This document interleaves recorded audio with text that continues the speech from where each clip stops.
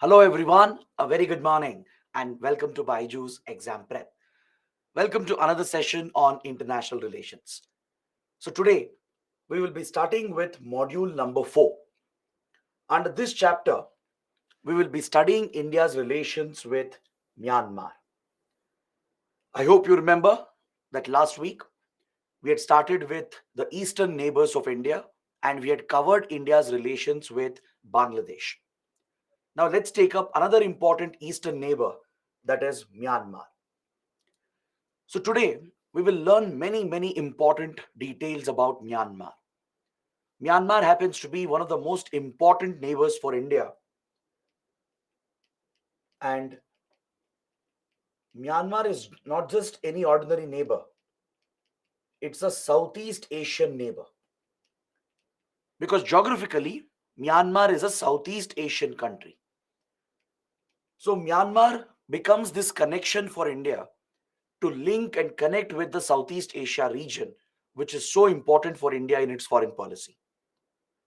So we share land and maritime boundaries with Myanmar, with this Southeast Asian country. And this could become the gateway for India to promote its Act East policy. Remember, I mentioned in the previous classes as well that we have a policy dedicated towards Southeast Asia and East Asia known as the Act East policy. The previous version of it was called the Look East policy. So under this policy, India has been prioritizing Southeast Asia region. And since Myanmar is a Southeast Asian country and a neighbor of India, it becomes a gateway or a land bridge that connects India with the Southeast Asia region.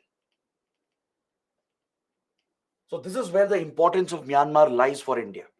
It acts as a connection, a gateway, or a land bridge that connects India with the Southeast Asia region. So this is what makes Myanmar very significant for India. So let's start this chapter by first understanding more about its strategic location. I'll be using a couple of maps to explain some important details to highlight the significance of Myanmar. So I would suggest that you please write down these key points. There will be around 4 or 5 points I'll be discussing. So please make a note of all these points because I do expect a mains question to be asked on these lines. UPSC might ask you to explain why Myanmar is significant for India, or how is Myanmar's location vital for Indian interests in the region.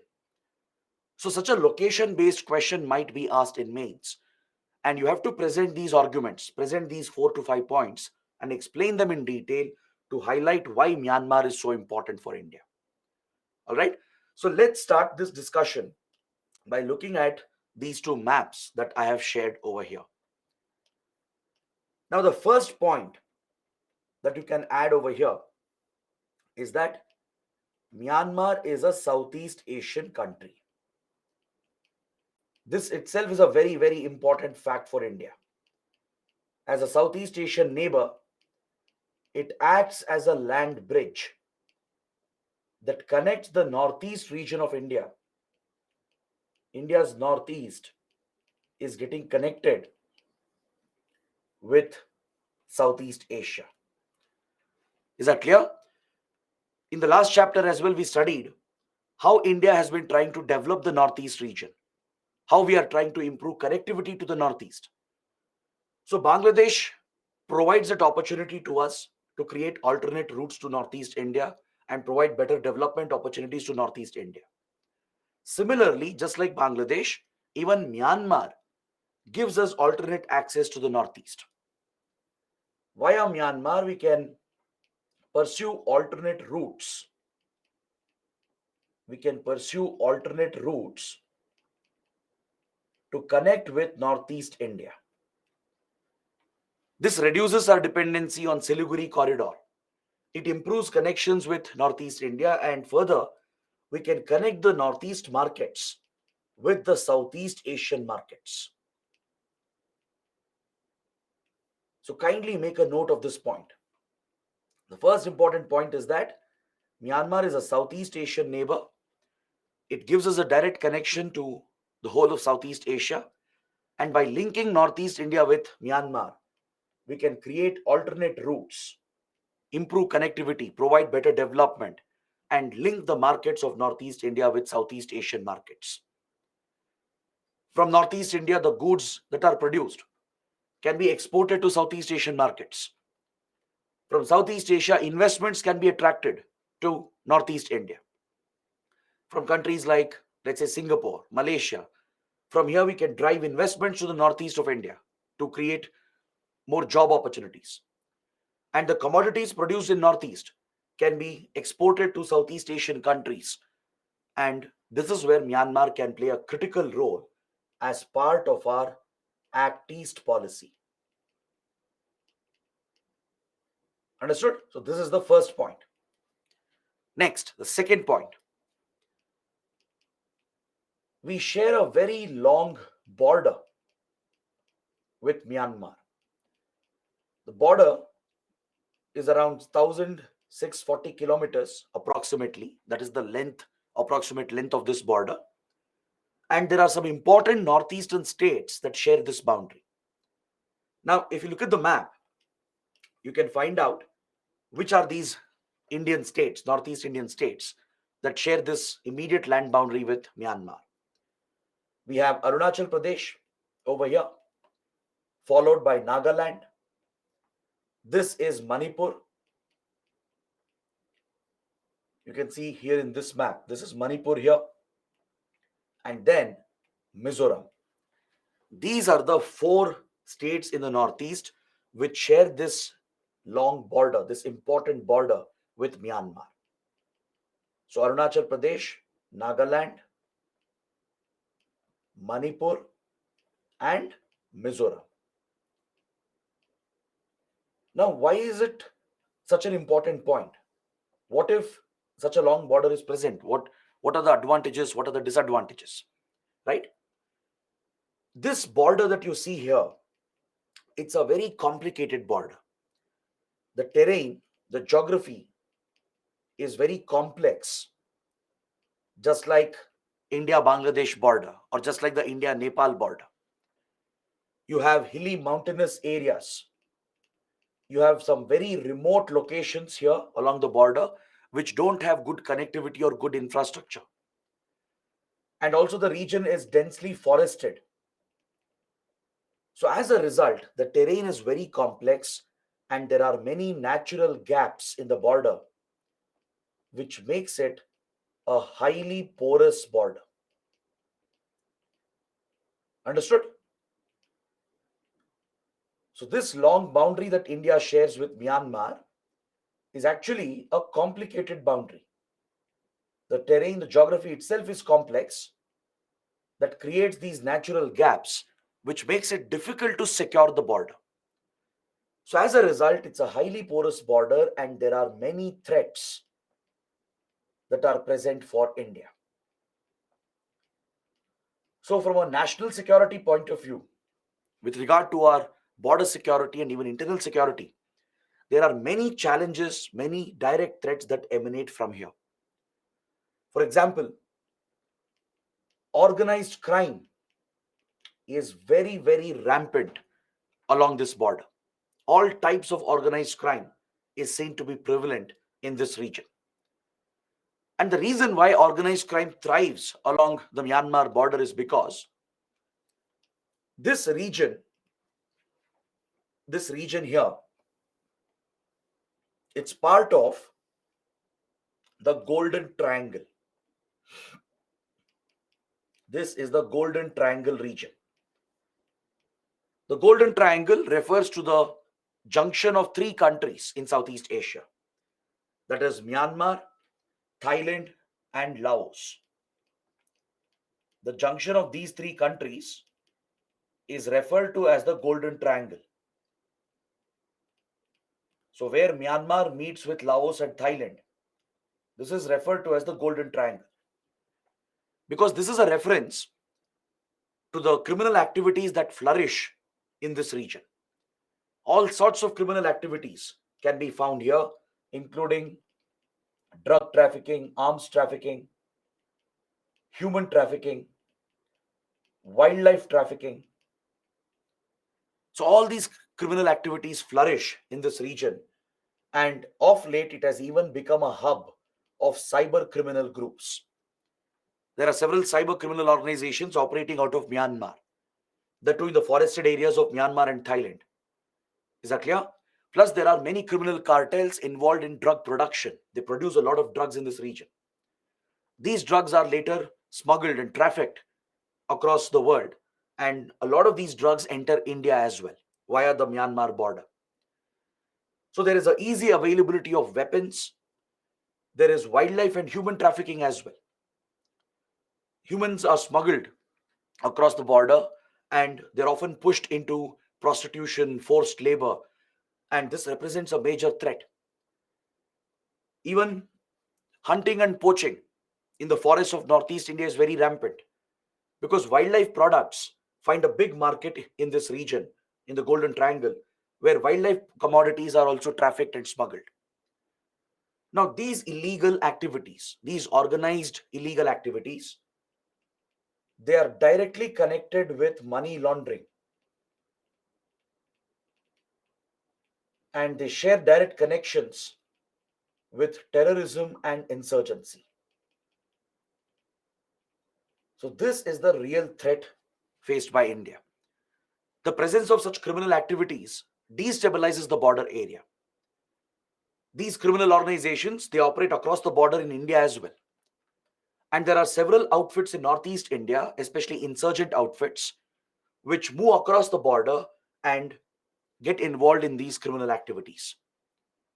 As you know, the Northeast region has been very badly affected by insurgency for decades, right from 1950s.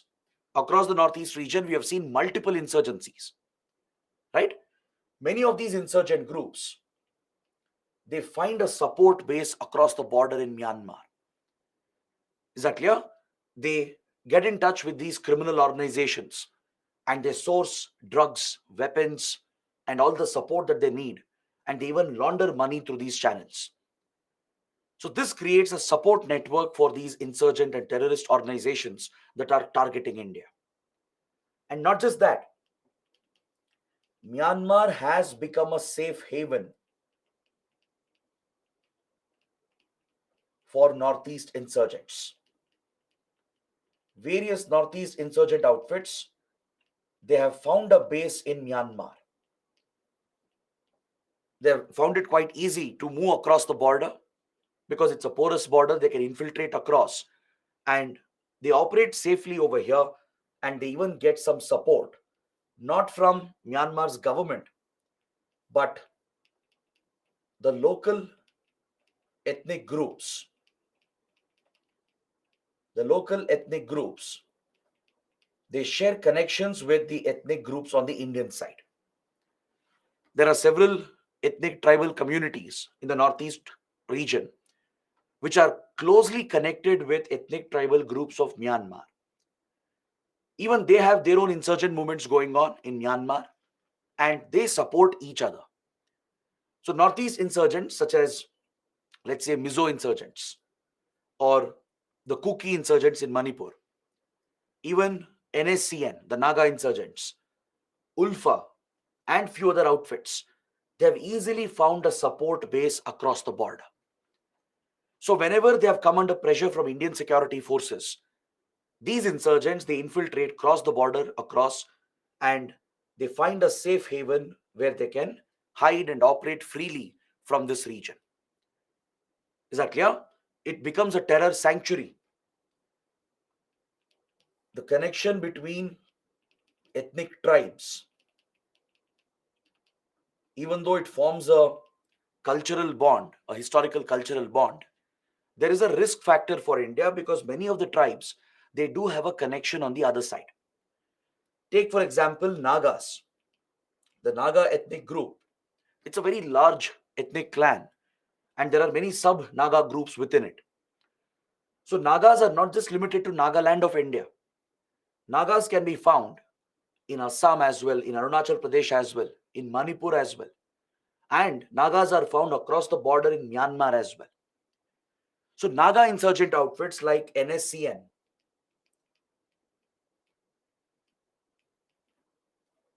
the NACN, which has been a notorious insurgent outfit, has found an easy support base across the border with the help of the local Nagas present on the other side of the border. In fact, the goal of NACN has been to liberate these Naga inhabited areas and unite them to form the Naga limb, or the so-called Greater Naga land. This has been the stated goal of NACN from many, many years. It wants to break away all the Naga inhabited areas in India, from Arunachal Pradesh to Nagaland to Assam to Manipur, and as well as the Naga inhabited areas in Myanmar, and bring all these areas together to form the so-called Naga limb, or the Greater Naga land. Even other groups such as Kukis, they are connected with the Chin and the Zom community on the other side of the border. Recently, you might have heard about massive ethnic violence in Manipur. Right? In Manipur, there has been ethnic violence that has broken out again between the majority Metis and the minority Kukis. Kukis are designated as a hill tribe in India. They have the scheduled tribe status. The Metis, who have always been in majority and they have been dominant as well, right? Even they are fighting for the ST status, because getting the ST status gives them a lot of privileges. So this has reopened the ethnic divide in Manipur, and very violent clashes have broken out between Metis insurgents and Kuki insurgents. Both sides have been targeting each other, and the whole state has been destabilized again with the revival of these armed outfits. Metis outfits have been very dangerous and deadly in the past. Even Kuki insurgents have been very dangerous for Indian security interests. So these clashes that have broken out in Manipur, it has a connection with Myanmar. The Kuki insurgents, right, they do get the support of the Chins and the Zo community on the other side of the border. Even the Mizos are connected to the Chin community. When Mizo insurgency was raging until 1980s, right, Mizo insurgents like the MNF, the Mizo National Front, they had connections with the Chin community on the other side of the border, and they used to get support from the other side of the border. The Chins are native to Myanmar. They're found right along the India-Myanmar border on the Myanmar side. And the Chins have their own insurgency going on in Myanmar. So since all these groups are involved in armed movements, insurgent movements, they support each other, provide shelter to each other, and they even get in touch with these criminal cartels where they can easily procure drugs, weapons, and get involved in other criminal activities. So this is one way of raising finances for their acts of terrorism and insurgency as well. Some of the Northeast insurgents, they not only find a shelter here, but they also smuggle drugs, right? The drugs are used for pushing the youth to addiction, which makes it easier for them to indoctrinate the youth and brainwash them so they can radicalize them and make them join these insurgent outfits. And they also smuggle the drugs for a commission through which they raise finances for their terror activities. They'll easily procure arms and weapons, right? They'll easily push their cadres across the border, keep them safe along the border in Myanmar, and then launch attacks from there against India. So this has become a very common occurrence. So there are major security threats that India has faced along this border from many, many years. So securing this border, dealing with our security challenges is a top priority for India. Tackling organized crime, tackling money laundering, terror financing, and countering insurgency and terrorism in the region has been a top priority for India. Is that clear? So kindly make a note of these important points. Next, don't forget, along with the land border, we share a maritime border as well with Myanmar. Right? Bay of Bengal becomes a common link between the two countries. So in the Bay of Bengal, there are plenty of resources that are present. It offers a route for connectivity as well. So this is something we would like to explore with Myanmar. joint resource exploration in Bay of Bengal, connectivity through Bay of Bengal, so that India can connect better with Myanmar and Southeast Asia, and this could open new routes, alternate routes to the northeast region of India as well, right? So this has been a big priority for us. So India has been involved in some major connectivity projects. We have funded many important projects in Myanmar, and we are going to study this today. We are going to look at these Indian investments in Myanmar. So by and large, these are the various factors that make Myanmar very, very important for India. Its strategic location becomes vital for us because of all these points that I have raised. Is that clear? So to sum up, Myanmar is a Southeast Asian country acting as a land bridge to link Northeast India with Southeast Asia. This will help drive development to the Northeast and create alternate routes, which is one of the objectives of Act East policy. We share a long, porous border, which is very vulnerable to security threats. The terrain is very complex. There is a presence of organized criminal activities in the Golden Triangle region.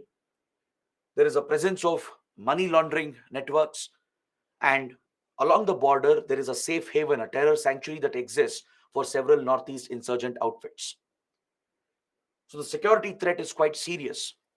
And the ethnic connections between these different tribes and native groups complicates the challenges for India.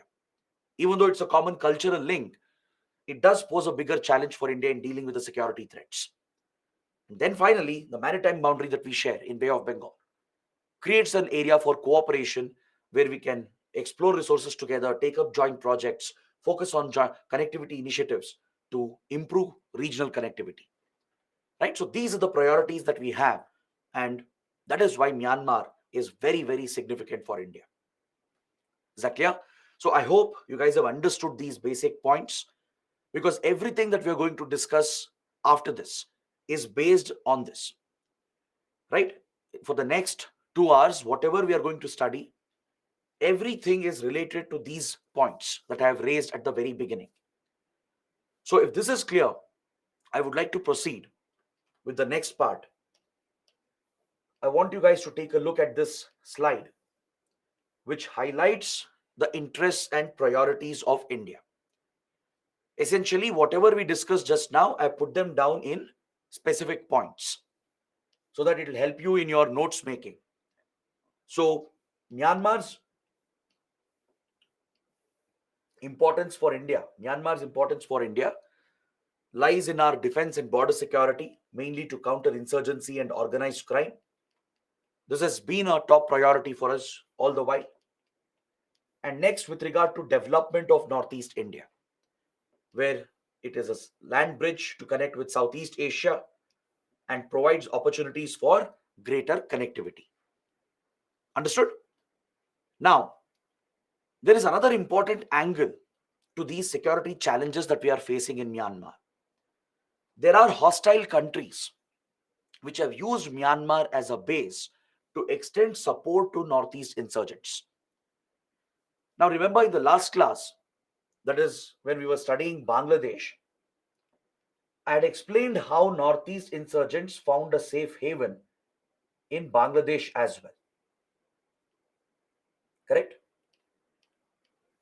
Various Northeast insurgent groups, they have found a support base in Bangladesh previously under hostile Bangladeshi governments. That is when Bangladesh was under military rule, and when it was ruled by the BNP, the Bangladesh Nationalist Party, which was pro-Pakistan. These hostile Bangladeshi governments had given support to Northeast insurgents from 1970s till early 2000. During those 30-40 years, Northeast insurgents got a lot of support in Bangladesh as well. Apart from Bangladesh, even Pakistan has played a role.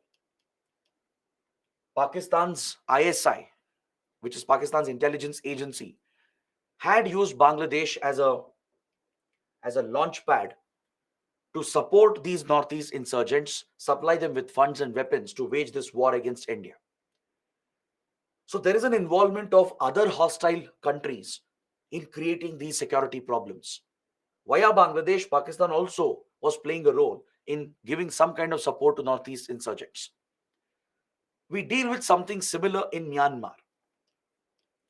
In Myanmar, apart from support that comes from the local ethnic groups, there is a hostile country which is extending support to them, which is China. China has been using Myanmar as a base to provide direct support to Northeast insurgency. Because China is very influential in Myanmar. It's one of the most influential powers in the country. It has a lot of investments, it has a lot of leverage with Myanmar's government. So China has used this opportunity, rather it has misused this opportunity to target India and destabilize India. Especially after the 1962 war with China. Since then, China has maintained close contacts with Northeast rebels. These insurgent groups, the Naga insurgent outfits, insurgent groups from Manipur and Mizoram, even ULFA, NDFB, right, and the All Tripura Tiger Force, all these deadly insurgent groups that have found a base here, they've got support from Chinese intelligence agencies as well. China has been channeling funds and weapons into the hands of these insurgents by using Myanmar as a base for these covert operations.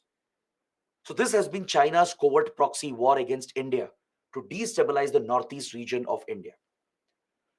So historically, we have faced a major security challenge, a direct threat to our sovereignty, right?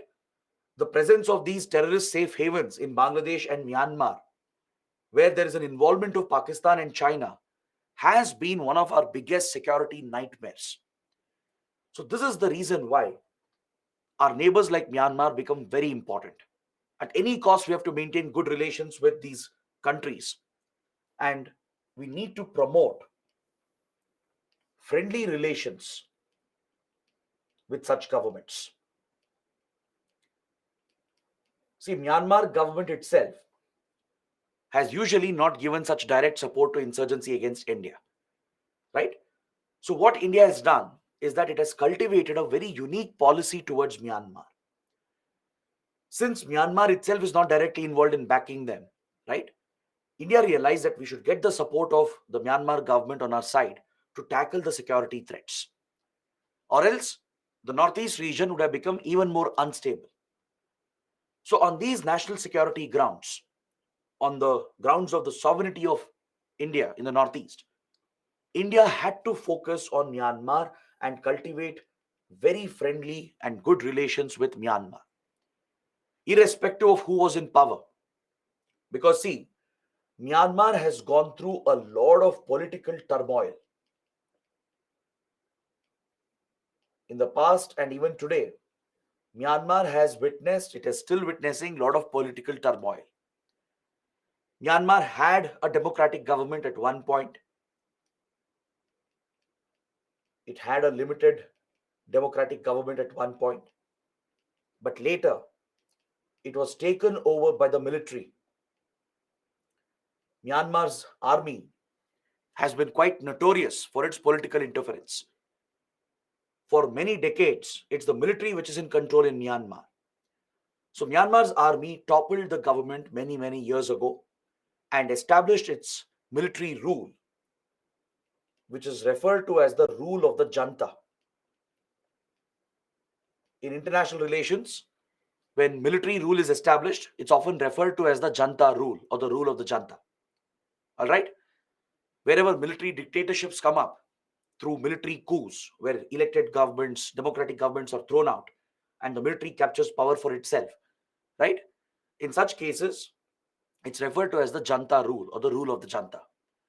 So, despite Myanmar being an authoritarian dictatorial state where there are no fundamental rights, where human rights have been crushed and violated, despite all these violations that have happened, India has still cultivated a very close, friendly relationship with Myanmar's government.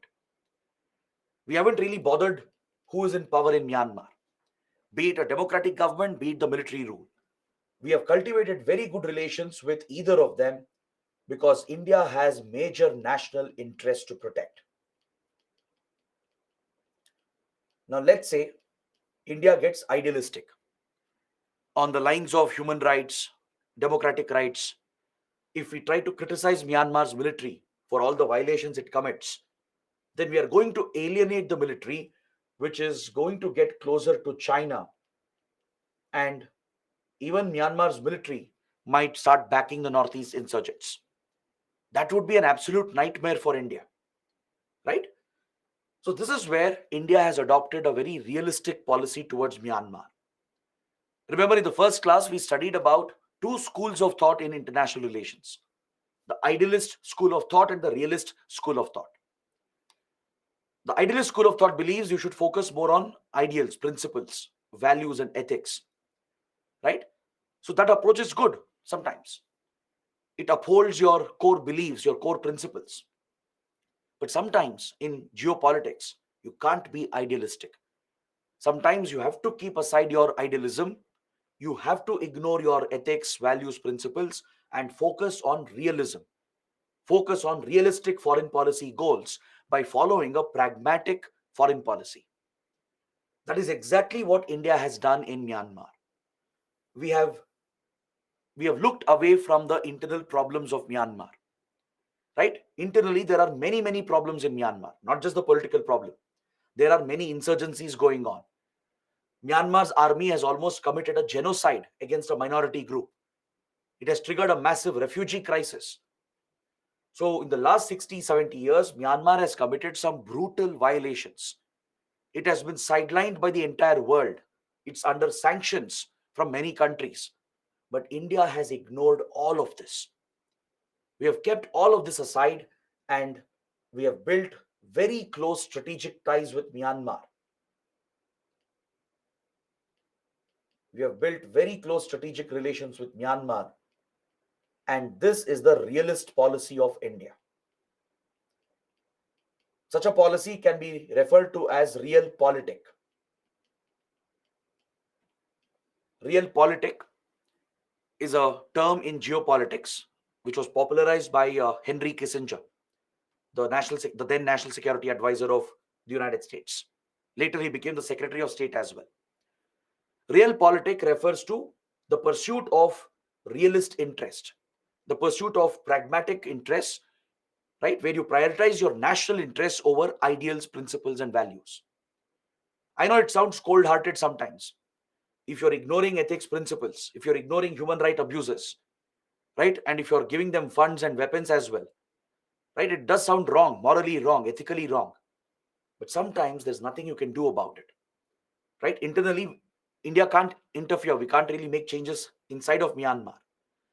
If we were to interfere, let's say we were to criticize Myanmar's military, let's say we were to join the Western countries in imposing sanctions, that strategy will only backfire because Myanmar's military will turn against India.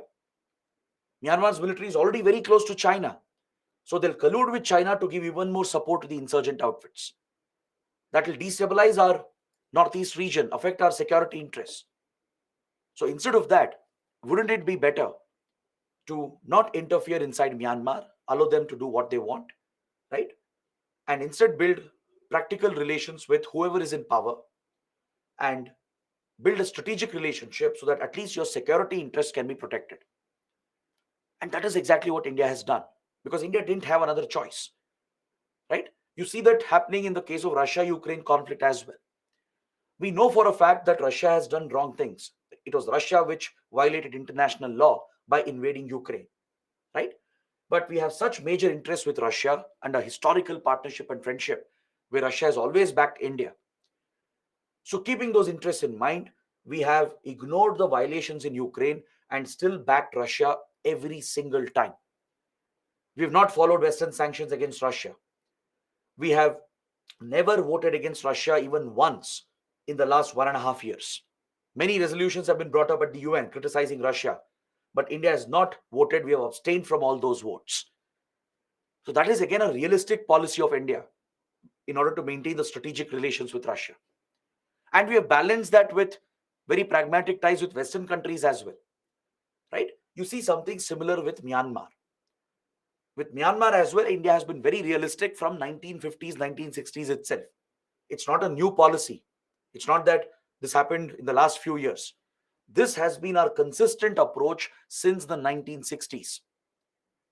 Despite all the internal problems and political turmoil and the human right violations, violation of democratic rights, etc., India has built very good strategic relations with the government of Myanmar, especially Myanmar's army. We have made very big investments, supplied weapons to them as well. We have conducted joint exercises, joint military trainings, right? And we have managed to counter the Chinese influence in order to protect our national interests, in order to safeguard our borders and safeguard the Northeast region. This had been a necessity for India because Northeast insurgency had broken out as early as 1950s. The Naga insurgency had started as soon as India became independent, right? Then insurgency broke out in Manipur and Mizoram in the 1960s. Then in 1970s, insurgencies broke out in Assam, in Tripura. Many of these insurgents had a support base in Myanmar where they had contacts with Chinese intelligence. We knew that China was supplying funds and weapons to them. So it was a dire circumstance for India. India was pushed to the corner. So to uphold our sovereignty, to protect the Northeast region and counter insurgency and all the security threats, we had to build close relations with Myanmar. Is that clear? So we will study the political history of Myanmar. I'll take you through the major political history of Myanmar. We have to understand the current situation as well. So this explanation will help you understand our approach towards Myanmar. India has followed a very realistic approach. We have followed a policy of realpolitik, where we have been realistic and pragmatic in our approach, and we have kept aside idealism. We have ignored all the internal violations, and despite all the violations the military has committed, we have built very, very close ties with the military junta in Myanmar. After China, if you ask me which country is the most influential in Myanmar, it is India. China has always been influential, right? Because the military junta is a communist state. The military junta of Myanmar is inspired by communist principles. So it's naturally very close to China and even to Russia. Russia has supplied a lot of weapons to Myanmar. China has always been a sponsorer. It has made billions of dollars in investments. It has given security support and supplied weapons to Myanmar's military, given diplomatic support as well. So China and Russia are naturally close to Myanmar's military. But apart from these communist powers, it is India which is the next most influential power in Myanmar.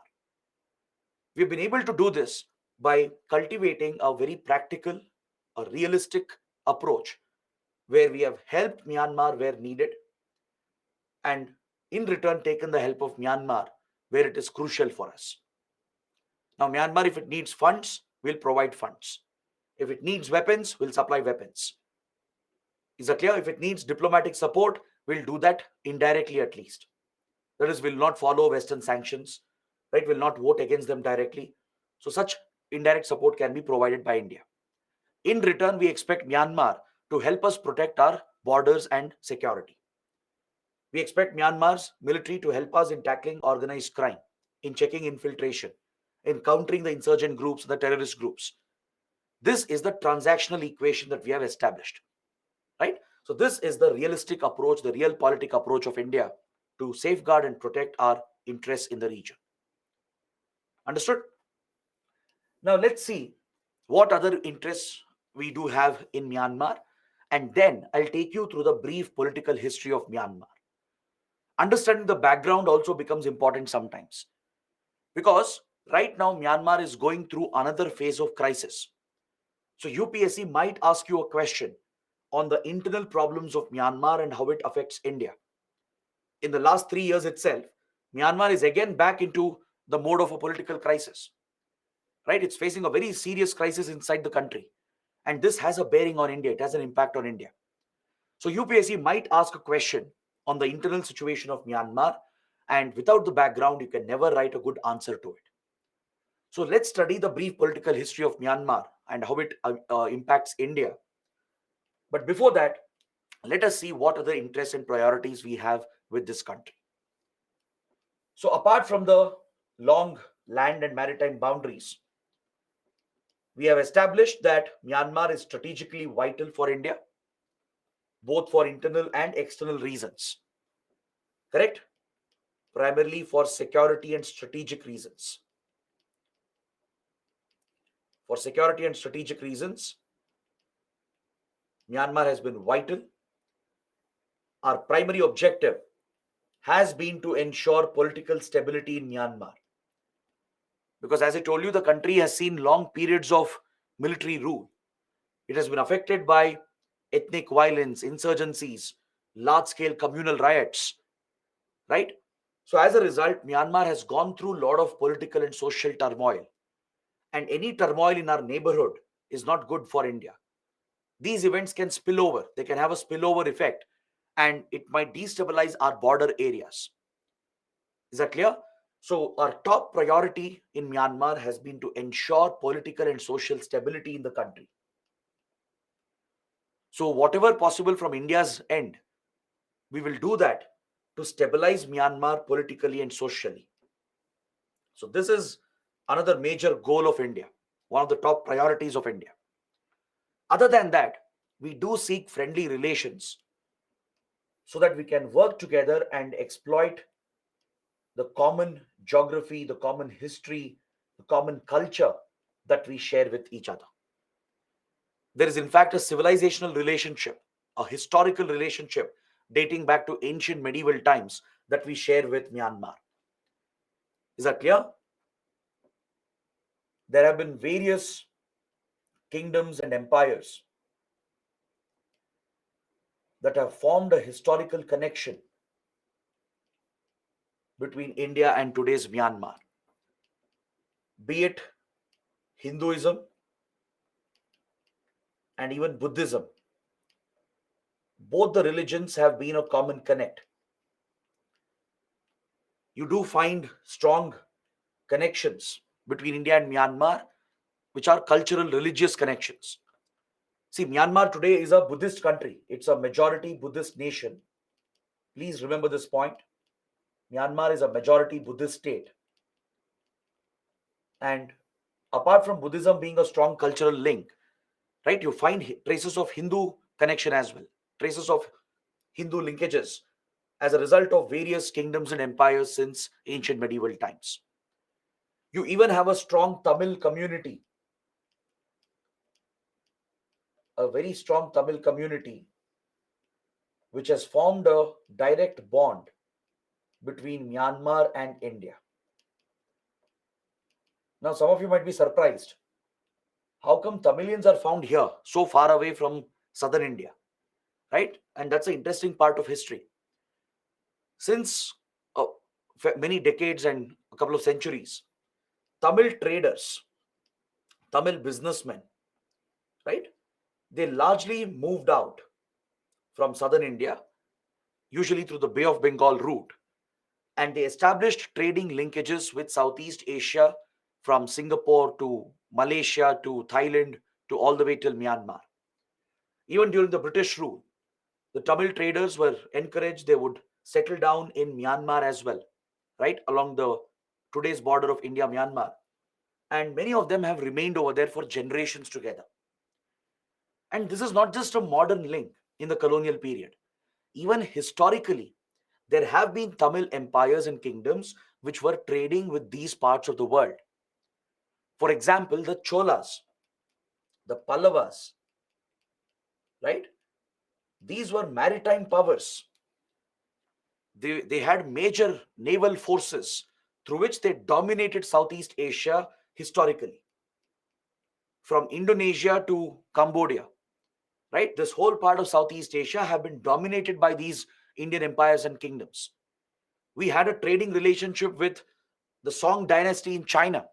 The Cholas, they had built this strong trading relationship via the Malacca Strait and South China Sea, and they used to trade with the Song dynasty in China. That is why you find a strong Hindu, Buddhist, and Islamic connection that binds India and Southeast Asia even today. If you've ever been to, let's say, Thailand or Malaysia or Singapore or Indonesia, to places like Bali, right, or even Cambodia, you find very strong traces of Indian connection, either through Hinduism or Islam or Buddhism. There is a strong religious connect. You look at the language that is spoken, Many of the dialects and the words that are used, the food, the festivals, right? There are many common things that bind us with Southeast Asia since historical times, right? So Tamil kingdoms like Cholas especially, they had a reach and influence across this region. These were built upon during the colonial times again, and many Tamil traders and businessmen, they would travel through the Bay of Bengal, through the maritime route, establish a strong trading link with Southeast Asian markets. That's why even today you find a strong Tamil diaspora in Singapore, in Malaysia, in Thailand, in Indonesia as well, right? So in Myanmar, along the northeast border of India, along the borders of Nagaland and Manipur, there are few trading points where the Tamil traders are very dominant even today. But at one point they were pushed out when Myanmar's military took over in 1960s, when it carried out a military coup. The Tamil diaspora was targeted. They were asked to quit the business and leave and go back to India. So many of them were displaced, but some of them remained. You still find a Tamil community right along the border, either inside Myanmar or sometimes in Manipur, Nagaland, Mizoram area. So there are these deep-rooted cultural links, economic links, historical links, which offers an opportunity today for further cooperation with Myanmar. So these are the major interests that we have. And as a result, it becomes important for you to understand the political history of this country. You should know the brief political history of Myanmar. There is a troubled history, and these events that have happened, that is still happening, has an impact on Indian interests. All right. Now that we know what are India's interests, right, we have studied that in detail. So it's better we focus on the history of Myanmar and how it impacts India, how the current situation impacts India. Right? This is the major part of the discussion. The rest of the topics are pretty small, but this is the major part of the discussion. So let's take a look at the history of Myanmar's internal politics. See, Myanmar, as you know, it was previously called Burma. Burma was the colonial name. It was a British colony, just like India. Kindly remember this point. But it was not part of British India. All right? Burma was a separate colony on its own. It was a British colony, and it gained independence in 1948, just 1 year after India's independence. So since then, for majority of its independent history, Myanmar has been ruled by the military. Please look at this fact. For almost 60 years, out of its 70 odd years of independence, Myanmar has been ruled by the military junta. Myanmar's army has been in power. So you can imagine what happens when you have such a prolonged period of military dictatorship. Because in a military dictatorship, there are no fundamental rights, no democratic rights. Human rights are often violated and crushed. And 60 years of military rule can devastate any country. That's exactly what has happened in Myanmar. It's a great tragedy, a political and human tragedy that has happened in Myanmar. So Burma, as it was known under the British, would become independent in 1948. And in this independence movement, a leader known as Aung San, played a very, very important role in the independence movement of the country. You can see Aung San in this image over here, right? He is considered as the founding father of Myanmar. At least he was. All right? He was the one who led the independence movement against British colonial rule, and he led Myanmar to independence in 1948. So under the leadership of Aung San, the country gained independence from British rule, and it transitioned into a democratic state. It had some kind of limited democracy from 1948 till 1962. Is that clear? But in 1962, Myanmar's military, which had kept its eyes on the power structure of the government, right? It also blamed the government for all the problems that was plaguing the country. In these 14 years, from 1948 to 1962, Myanmar was struggling internally.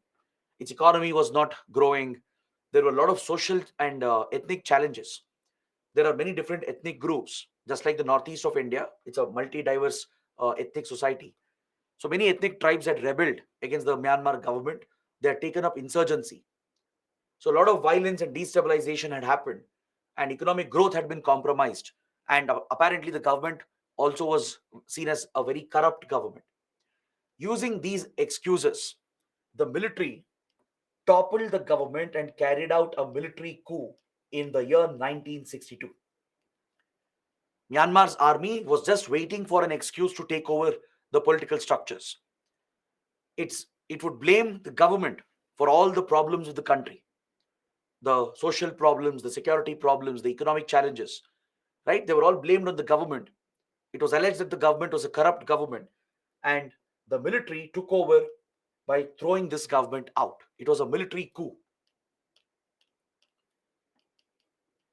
I hope everyone understands what is a military coup.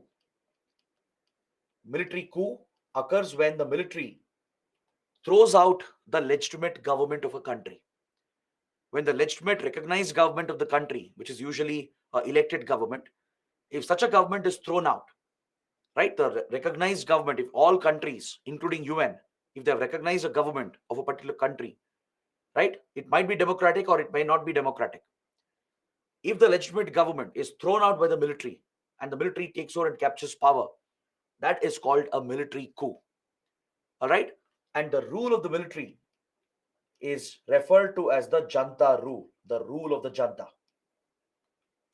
So in 1962, the country came under military rule, and it continued to remain under military rule all the way until 2010.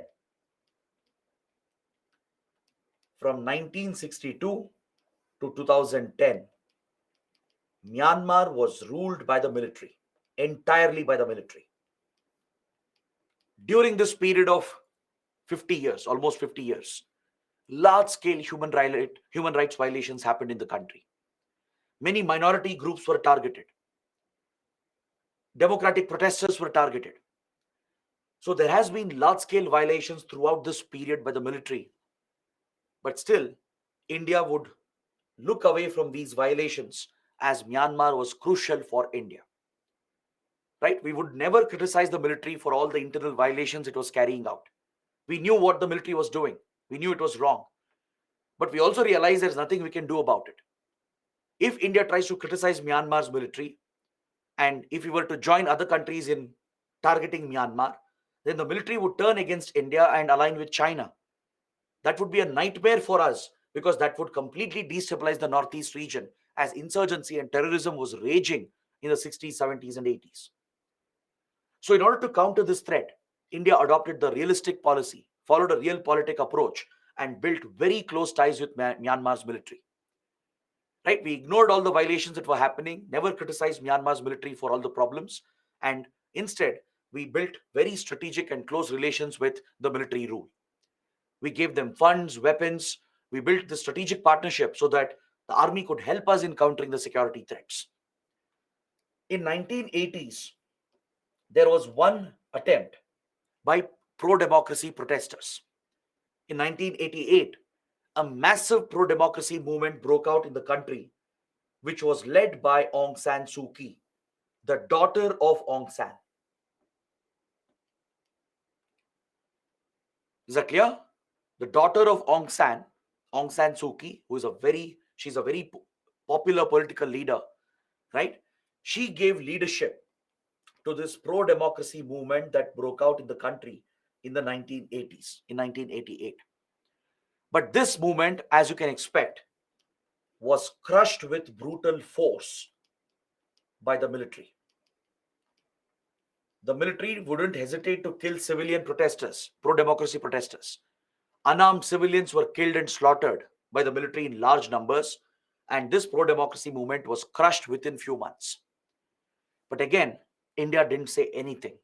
We didn't criticize the military even once, despite the massive violations that the military had carried out. Following this, Aung San Suu Kyi, the leader of the movement, was placed under house arrest. The pro-democracy leader, the daughter of Aung San, was placed under house arrest, and she would remain under house arrest for years together. She is one of the rare political leaders in modern times who has spent most of her life in jail. Right? She has been placed under house arrest for many, many years. And even though her party managed to win the elections in 1990, they were denied the right to take over the government. Aung San Suu Kyi, she heads a democratic party called NLD, the National League for Democracy. In 1990, following the pro-democracy movement, elections were introduced because Myanmar's military was under global pressure, especially Western countries. The Western countries, led by the US and also by European countries, they were putting a lot of pressure on Myanmar, criticizing the violations. They were threatening Myanmar with sanctions. They were targeting Myanmar for committing these violations against civilian protesters and pro-democracy protesters. So because of the pressure, elections were introduced, and Aung San Suu Kyi's NLD clearly won the election. But despite that, the military refused to give up its control over power. It nullified the election results, placed Aung San Suu Kyi under prolonged house arrest, and erased any signs of democracy in the country. So following this, the Western countries imposed crippling economic sanctions against Myanmar. They brought out very strict economic sanctions to punish the military, to squeeze the military junta out of its funds for all the violations it had committed, the human rights violations and democratic violations it had committed. So Western countries were expecting India as well to join their group in criticizing Myanmar and in following the sanctions against Myanmar. But India refused. India refused to align with Western countries. The Western countries were shocked. They were surprised. How could a democratic country like India witness and tolerate these violations of human rights and democratic rights in a neighboring country? That was their question, right?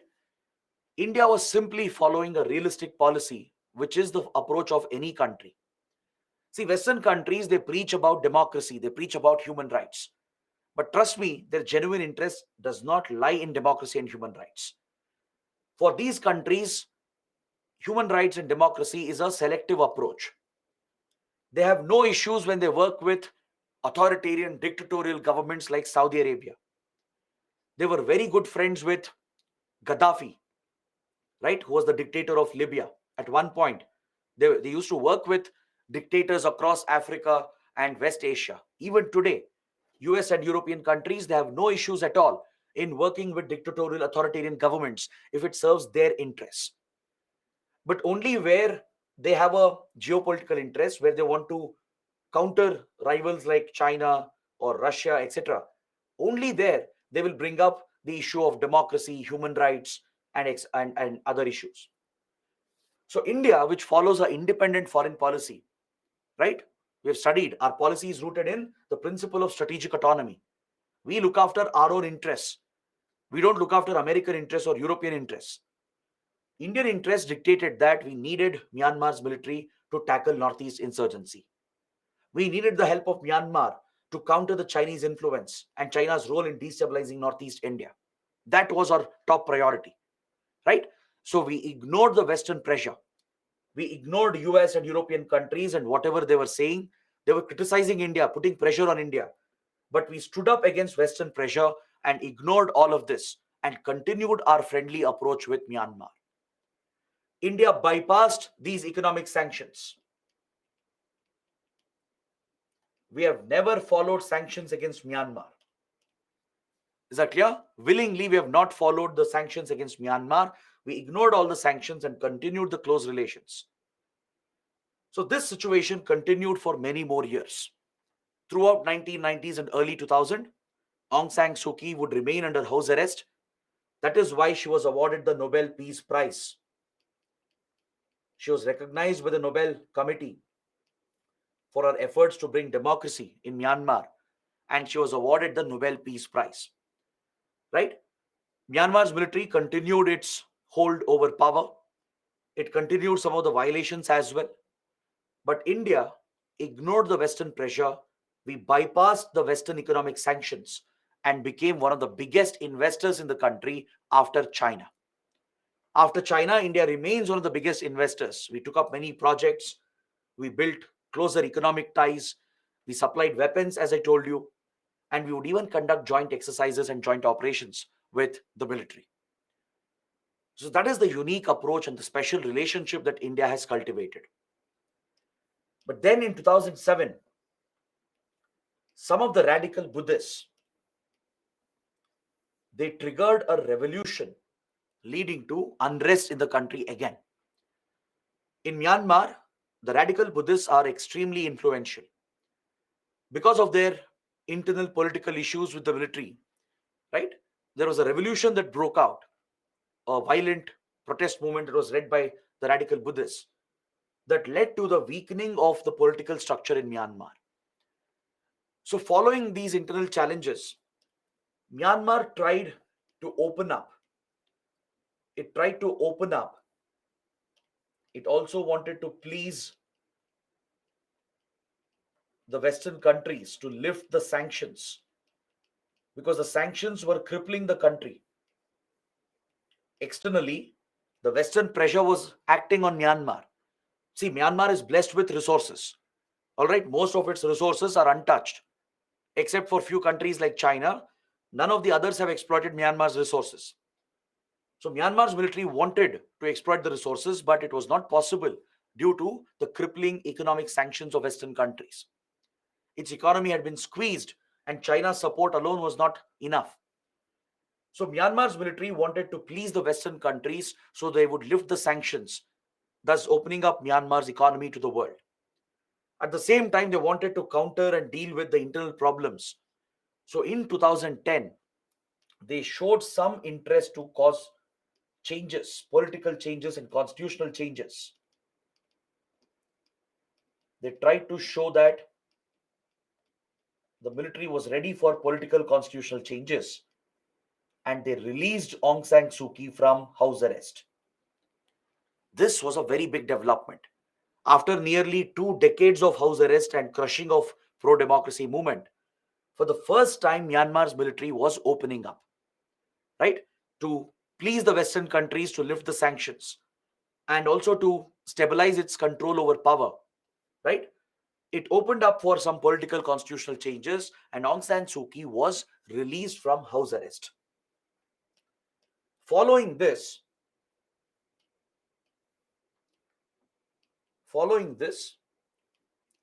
a new constitution was adopted in 2010 to pave the way for a partial democracy. A partial democracy was introduced in the country. Is that clear? I'm saying it was a partial democracy because the elections that were held following this change and the government which was formed, it was still dominated by the military itself.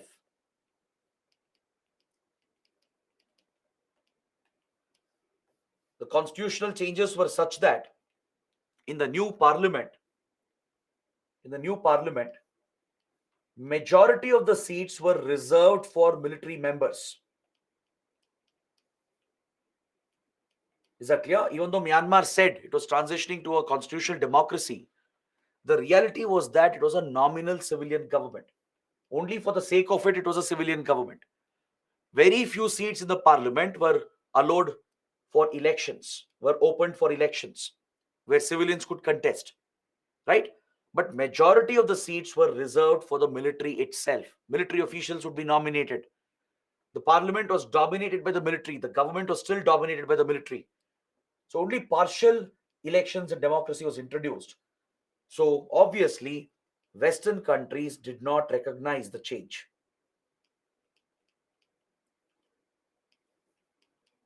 Western countries, they did not recognize the transition, and they continued the economic sanctions. They did not lift the economic sanctions as Myanmar was expecting, because they saw that it was a farce. They really didn't transition to a democracy. There was no free and fair elections. Majority of the seats were reserved for the military itself, for nominated military officials. Government itself was still dominated by the military, and only few seats had been thrown open for elections. This was a namesake democracy like Pakistan. Even Pakistan has a civilian government, elected civilian government. Pakistan is a democracy on the face of it, right? But everyone knows the civilian government is useless, it's powerless. The true power in Pakistan is controlled by the Pakistani military, the army, and the ISI, right? So something similar happened here in Myanmar in 2010. So even though elections happened in 2011 and a new government was formed that lasted until 2015, it lasted for 5 years. This was only a nominal and a partial democracy. So Western countries did not recognize the changes, they did not lift the sanctions, whereas India welcomed the changes. India, as a close friend, we welcomed the transition that Myanmar was making. Even though it was a slow transition, India welcomed the change.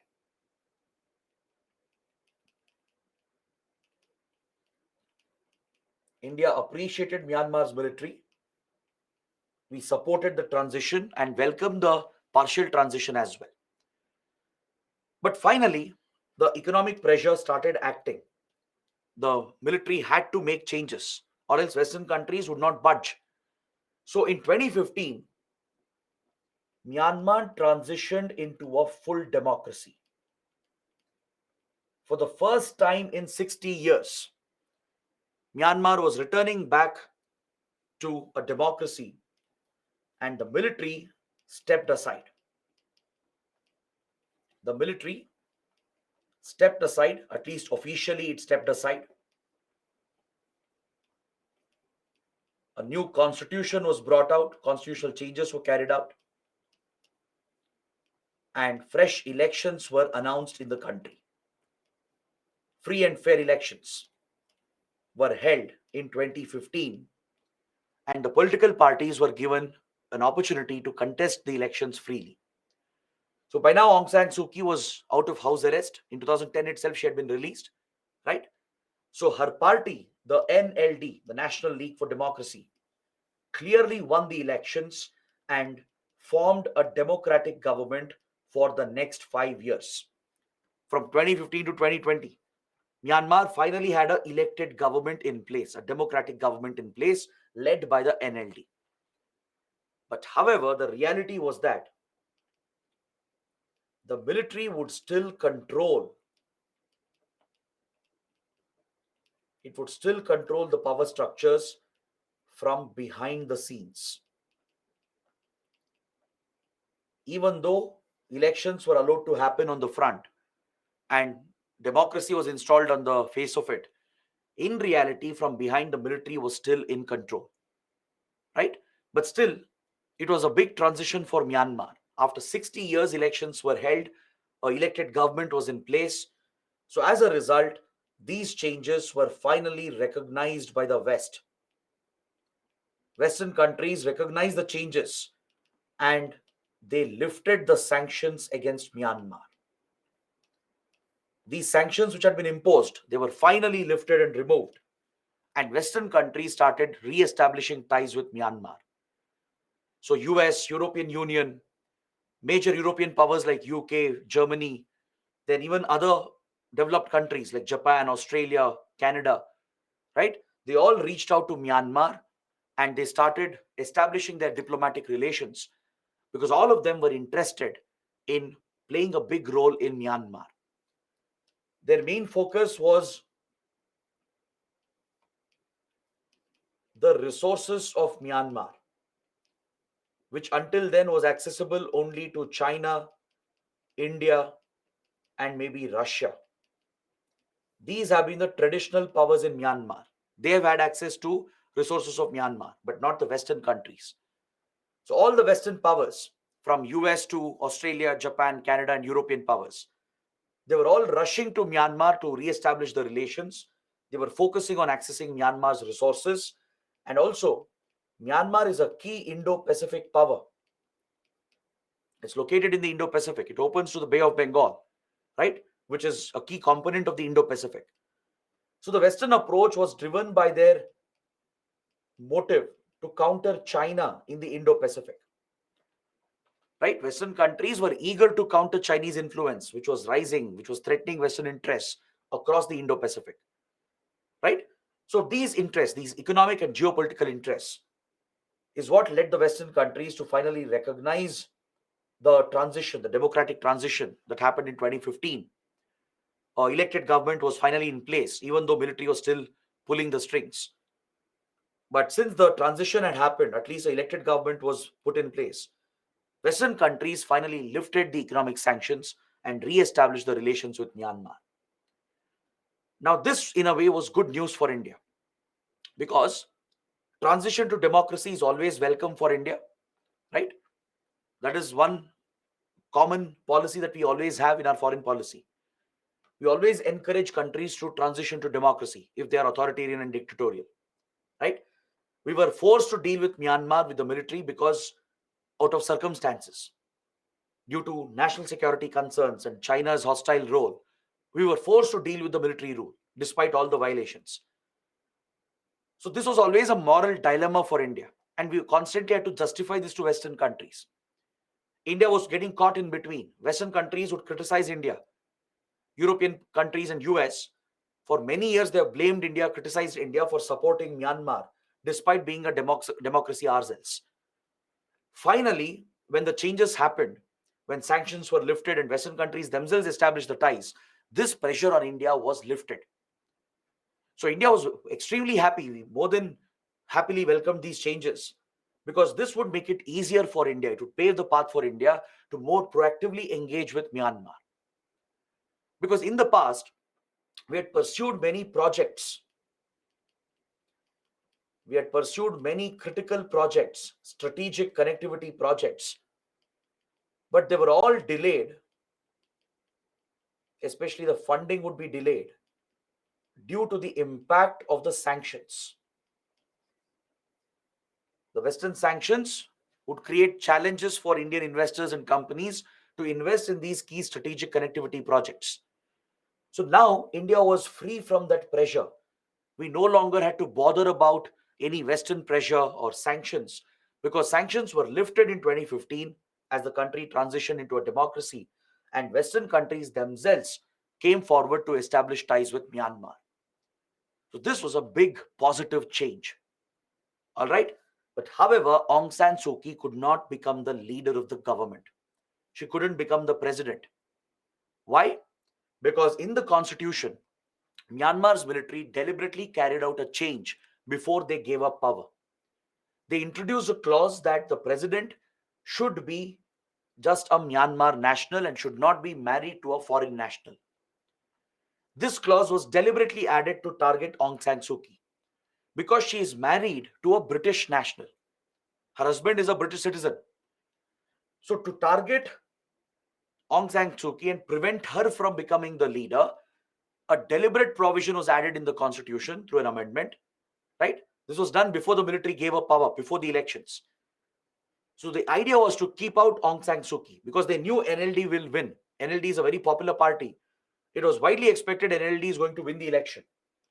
So to keep Aung San Suu Kyi out of power, they added this clause that the head of state should not be married to a foreign national. So as a result, Aung San Suu Kyi could not head the government. She could not become the president of the country. However, she took up a nominal role. She became the state councillor, which is a nominal role, something like the president of India, right? But she did have a lot of influence on the NLD, because she was the one who built and raised the party, and she remained influential within the party as well. Is that clear? So this status continued until 2020. Until 2020, the situation continued. During this period, there was a fresh wave of crisis, even under a democratic government, right? Even when Aung San Suu Kyi was in a powerful position, right? The country witnessed a massive crisis where a minority group called the Rohingya Muslims, were targeted by the army and the radical Buddhists.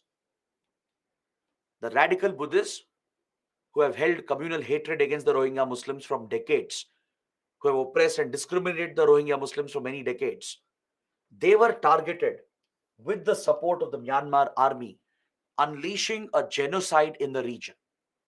It triggered a massive refugee crisis.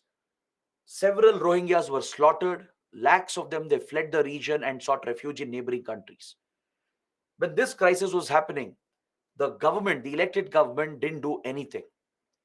So as a result, the elected government faced a lot of criticism. Aung San Suu Kyi faced a lot of criticism. There was even a call to withdraw her Nobel Peace Prize. But you need to understand why Aung San Suu Kyi couldn't do anything, why the government couldn't do anything. See, democracy had finally come back after a long struggle, right? The military still had a lot of control. If the government does anything wrong, even one step to instigate the military will not hesitate to throw out the democratic government, right? So, due to these concerns, NLD, the elected government, and Aung San Suu Kyi, they remained silent. They didn't utter a word on the Rohingya crisis, which was perpetuated by the army and the radical Buddhists. Is that clear? So, we will discuss Rohingya crisis separately. I'll come to it at the end. But now let's come to the current situation. Let's see what is the current political status in Myanmar. So in 2020, the term of this government came to an end. Fresh elections were called. Fresh elections were to be held. The 5-year term had ended. So as expected, NLD again won the elections and was about to come back to power. The election results were clearly going in favor of National League for Democracy. The opposition party, the Union Solidarity and Development Party, which is a proxy of the military, because it mainly consists of former military members, right? This party had lost. People wouldn't vote for this because people of Myanmar have been frustrated with military rule and dictatorship. So NLD has remained popular despite all the criticism, all the challenges, and people voted for Aung San Suu Kyi and NLD, and it was clearly about to win the elections.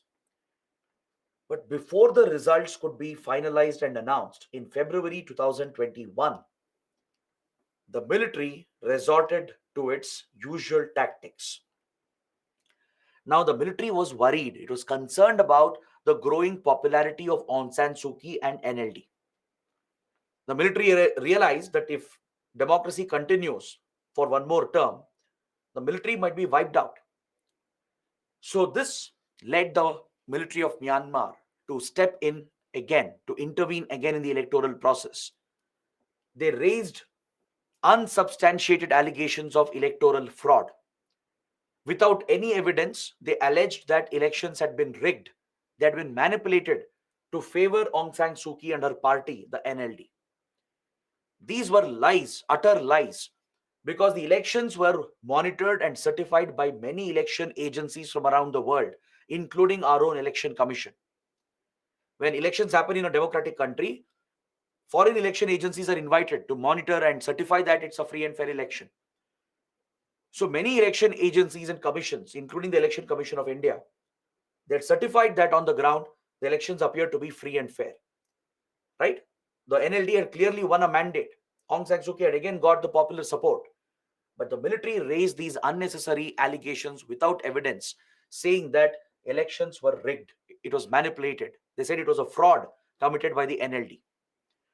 By using this fake excuse, they overthrew the government again, and the military declared a national emergency. It overturned the election results. It did not allow NLD to form the government. The election results were nullified, and the top leaders were all arrested again. Several cases were filed. many petty cases as well. Like, for example, Aung San Suu Kyi was accused of breaching COVID-19 protocols. For that, she was arrested.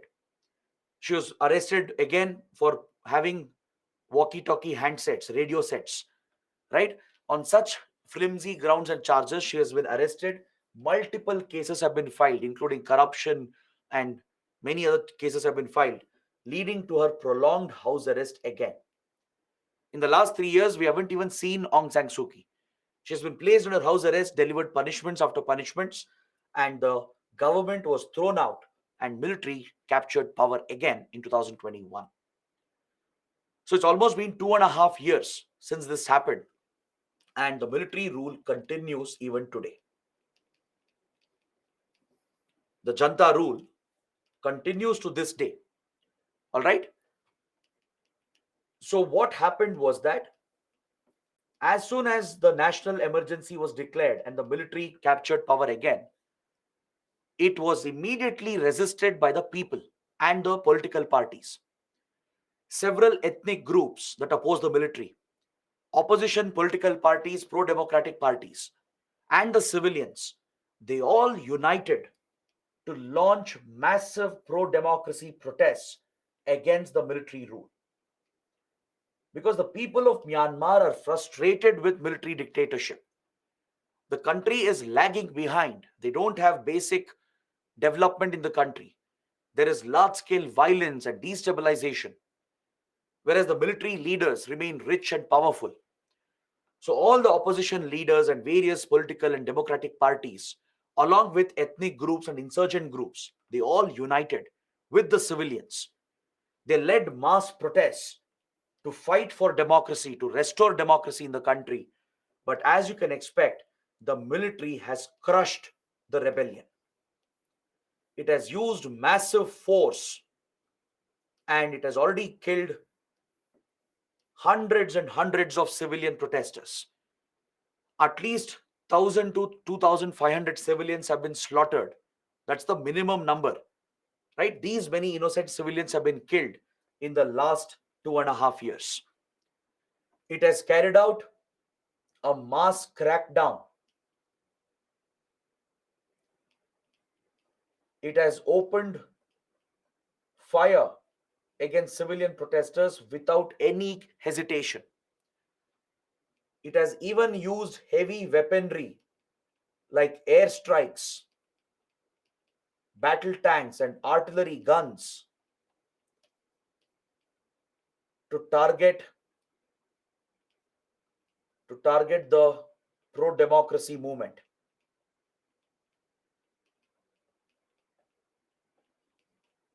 Is that clear? So that is the disastrous situation that Myanmar has gotten into again. And it's all thanks to the military dictatorship of Myanmar. They have used Russian fighter jets. Myanmar's Air Force also has Russian fighter jets like the Sukhoi 30, MiG-27, etc. And they have conducted airstrikes to bomb the areas that are held by the opposition leaders. All the opposition elements, they have come together to form a national unity government. They have created a parallel government. They even hold some territories as well. They hold some areas as well. Right? They've got the support of some insurgent groups along with political parties and civilians. They've all united together. So they have formed this parallel national unity government and they hold some territory as well today. So to target them, Myanmar's military has carried out mass crackdowns, opening deliberate fire on civilians. It has used heavy weapons, even conducting airstrikes. Hundreds of people have been killed in single airstrikes. Battle tanks and heavy artillery is being fired upon. Is that clear? So that is the grave situation that has developed in the country. In fact, one of these airstrikes landed on the Indian side. One of the missiles fired by a fighter jet, right? It crossed the border and landed on the Indian side. It landed on the Indian side, leading to a diplomatic issue between India and Myanmar. Fortunately, no one was hurt or injured, but you can understand the spillover effect that such conflicts can have. Is that clear? So this instability in the region has definitely had an impact on India. So as this crisis unfolded in 2021, it triggered a major refugee crisis. Political refugees who feared that they will be targeted by the military, they all fled the country and they moved across the border into India to seek shelter in Manipur and Mizoram. Because this is where they have connections, they have familial support and cultural connections, as Kukis are connected with the Chin and the Zom community. Mizos are connected with the Chin community. So these native groups, along with few political leaders and former government and police officials, they fear being targeted by the military. So they have all moved out of Myanmar and come to India as refugees and sought asylum in India. So many of them are sheltered in Manipur and Mizoram. We don't have accurate numbers on this, but at least a few thousand refugees have come and have been settled in Manipur and Mizoram. The state governments welcomed them because they have a connection with these communities. The tribal groups, they have a connection with these communities and they have been welcomed and settled. But as you know, the Kuki Zone community has been involved in violent clashes with Methi insurgents. The refugee crisis has a role to play in the current crisis of Manipur. The ethnic violence that you are witnessing from the last 3-4 months, right? It's connected to what has happened in Myanmar. The allegation is that the Metis have alleged that the Kuki zones who have come to Manipur, they are encroaching forest land and growing drugs. The Kuki zones have denied this allegation. They're saying that the refugees are simply settling down. They've cleared some forests just to settle down because they have no other place to go. So these divides, along with the demand for the tribal status by the Metis, triggered massive violence where Metis unleashed massive violence against the Kukis. Kukis also have retaliated with counter violence, leading to complete destabilization of Manipur. And there's every possibility of insurgency raging back in Manipur. See, Manipur has suffered from deadly insurgency from 1960s to 1990s. This was the most violent period in Manipur's history. The insurgency was mainly between Metis and Nagas, Metis and Kukis. It's a result of ethnic violence and ethnic divisions. Metis and Nagas have targeted each other. Metis and Kukis have targeted each other. But over the years, India had tackled the threat. The insurgency had gone down, right? Due to better counterinsurgency operations, better development, we had managed to subside the insurgent movements. But now the wounds have been reopened. On one hand, there is a ST issue, the scheduled tribe status issue, because Metis are demanding ST status, even though they are in majority. Only Kukis and Nagas have the ST status in Manipur because they are in minority, they are hill-dwelling tribes. Nagas are found in the hill areas, Kukis are found in the hill areas of Manipur, whereas Metis are in the valley, in the Imphal valley. So Metis have been fighting for ST status, and recently there was a court order asking the government to work on this proposal to provide ST status to Metis. So this triggered protests by the Kukis, who believe that Metis should not get ST status as that could affect the rights of the Kukis. It will allow Metis to purchase tribal land in the hill areas that will threaten tribal rights. So as Kukis protested, right, Metis were alleging that Kukis and Zom community were working together to breed terrorism and crime, including drug production, drug trafficking in the state. They alleged that the Chin Zom refugees who had come, who were connected to the Kukis, they were deforesting the areas to grow drugs. Based on these allegations, security operations were carried out by the Manipur government, by the Manipur police. So all these events triggered tensions and led to the breakout of violent clashes between the two sides, which has completely destabilized Manipur. So the refugee crisis in Myanmar has had a direct bearing on India. Now we are staring at a possibility where insurgency in Manipur might come back.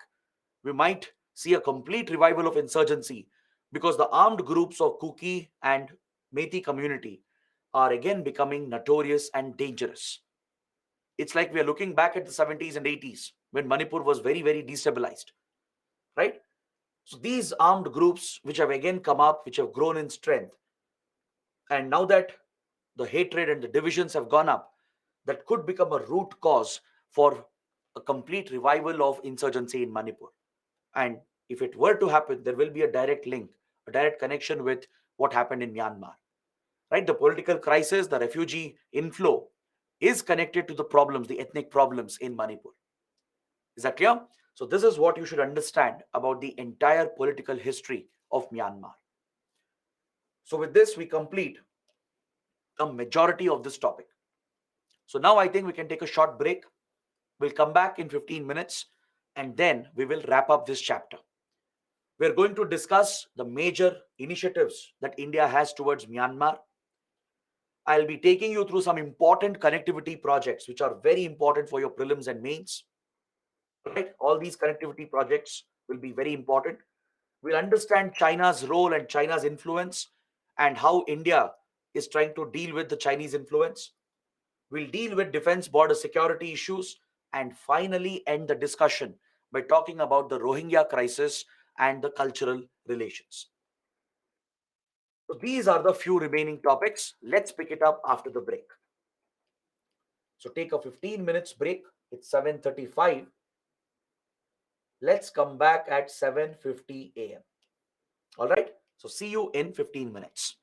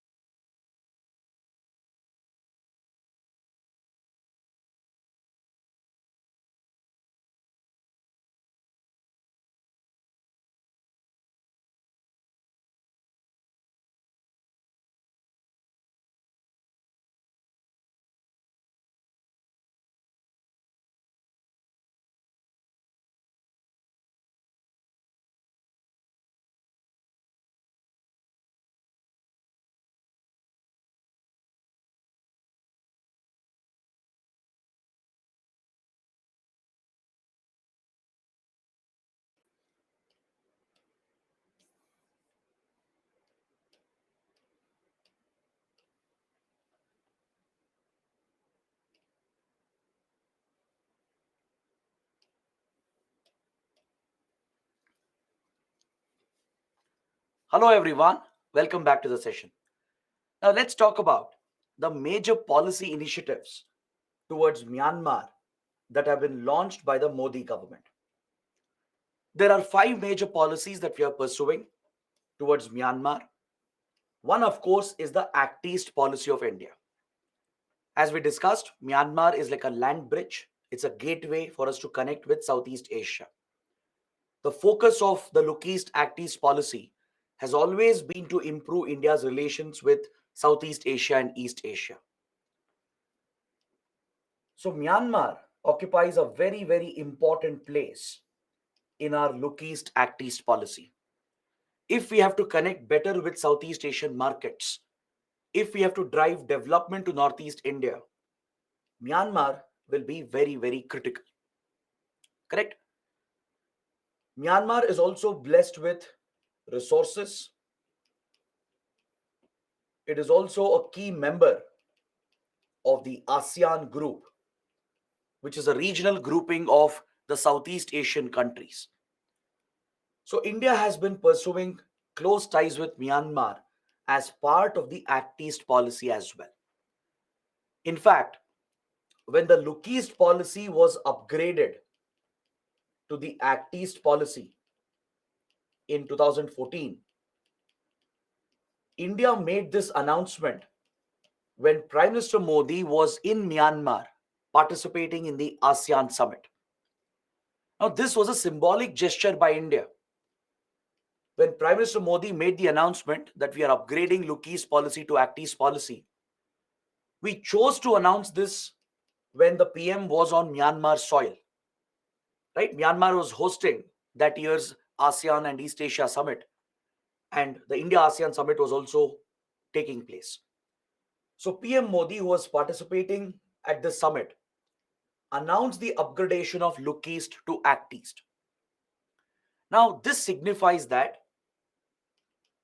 we give lot of priority to Myanmar under the Act East policy, because we are looking at Myanmar as a bridge, as a connection to Southeast Asia. That was a symbolic message being sent out by India when we made the announcement in Myanmar itself. Right? In diplomacy, symbolism holds a lot of value. The symbolic gestures you make, right? The symbolic messages you send out hold a lot of value in diplomacy. Countries look for those signs. So when India announced the upgradation of Look East to Act East, it was when Prime Minister Modi was in Myanmar participating in the ASEAN summit. So the message was very simple, that Myanmar is vital for India. It's crucial for India to link with Southeast Asia, to get closer to ASEAN countries, to connect with Southeast Asia. Myanmar is the link for India. That was the message that India was sending out. Other than that, the neighborhood first policy, which we had studied previously, also will apply for Myanmar. As a neighboring country, Myanmar would also benefit from India's neighborhood first policy. Right? This was again launched by Prime Minister Modi in 2014 when he came to power. During his swearing in ceremony, right, he had invited all the SAARC leaders and he announced the launch of neighborhood first policy, where India would prioritize its relations with the neighboring countries. So Myanmar, being an immediate neighbor, benefits from the neighborhood first policy of India. So in fact, Myanmar is the only country where both neighborhood first and Act East policy both will apply. Since it's an immediate neighbor of India, neighborhood first policy will apply. And as it is a Southeast Asian country, the Act East policy shall also apply to Myanmar. So these are the two major policy initiatives that drives India's relations with Myanmar. Then we also have the Buddhist Circuit Initiative that promotes cultural diplomacy. Right? We have studied the Buddhist Circuit Initiative in previous classes under Nepal and Bhutan. I have explained what is the Buddhist Circuit Initiative. We are improving the infrastructure and tourist facilities at all Buddhist pilgrimage sites in India to leverage our Buddhist heritage and to project our Buddhist influence in all the Asian countries where Buddhism is widely popular. right? From Japan to China, from Sri Lanka to Myanmar, right? There are many Asian countries where Buddhism is a popular religion, and in some countries it's a majority religion, right? Myanmar, as we studied earlier, is a Buddhist majority nation. So we want to drive tourism and close people to people relations by promoting the Buddhist Circuit Initiative. And Myanmar is a focus country as well under the Buddhist Circuit Initiative. Apart from this, we have greater focus on connectivity. Ever since the Lukis policy was launched in 1991 by the then Prime Minister P.V. Narasimha Rao, since then India has prioritized connectivity with Southeast Asia. Because if you look at the map, you'll realize that Southeast Asia is the extended neighborhood of India, right? These Southeast Asian countries are present right next to our immediate neighborhood. So under the Look East and now under the Act East, one focus has been on connectivity, improving land-based connectivity through roads and highways.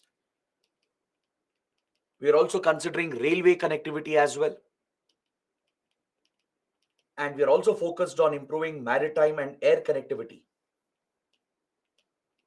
So Myanmar becomes a very key country because of its location, and we are continuing this approach under the Act East. So there are some major connectivity projects we are pursuing, and we are going to study that very soon, right? After this, we'll be talking about the connectivity projects. I'll explain the importance of all these projects. The other focus, the policy focus, is on border security, to deal with organized crime, then to counter insurgency and terrorism. This has been a priority for India, and we need the help and support of Myanmar to tackle these threats.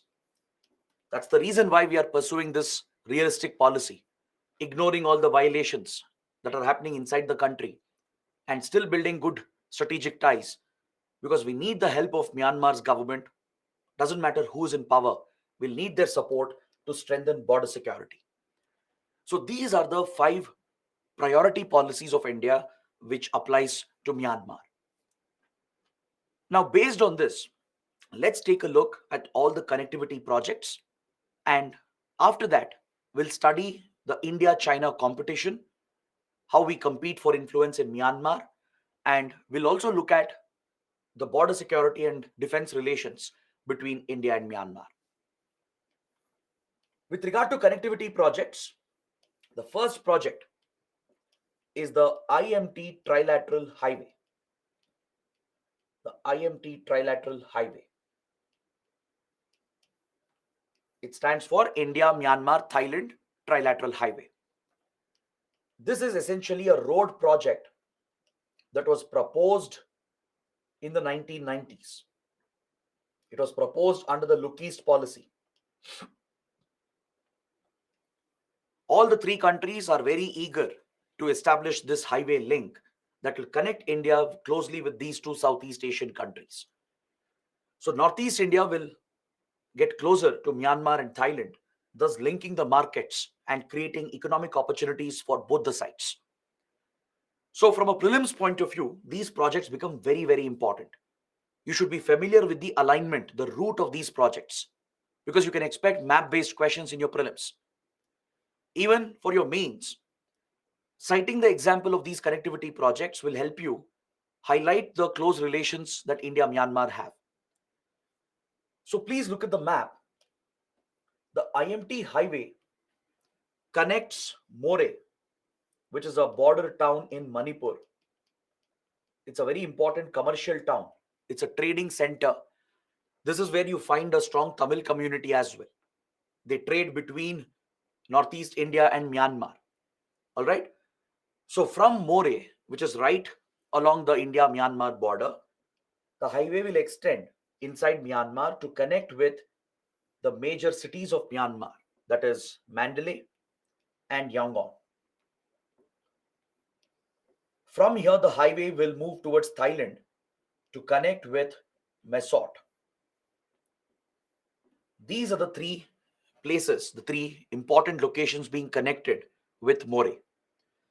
The whole focus here is to improve cross-border trade, promote the movement of vehicles, especially trucks. They're also contemplating a motor vehicles agreement to allow the free movement of vehicles between these countries. It will promote the movement of people, right? The locals can move around, which will benefit the local economy. It will benefit the border trade between the two sides. It will also promote the cultural ties, the people to people relations. It will promote the people to people relations. Since communities on both the sides are connected, right? Many ethnic groups have historical, cultural, familial connections. It helps them to connect better and drives the cultural ties as well. It will benefit tourism, right? If you have a land route to Myanmar and Thailand, it could drive tourism from both the sides. So this could be a blessing for border trade opportunities and as well as the economic relations between the two countries, and could drive investments as well into the Northeast region. In fact, the goods of Northeast, the products, can find markets in Southeast Asia through this highway. So that is the reason why the IMT Trilateral Highway is a very important project.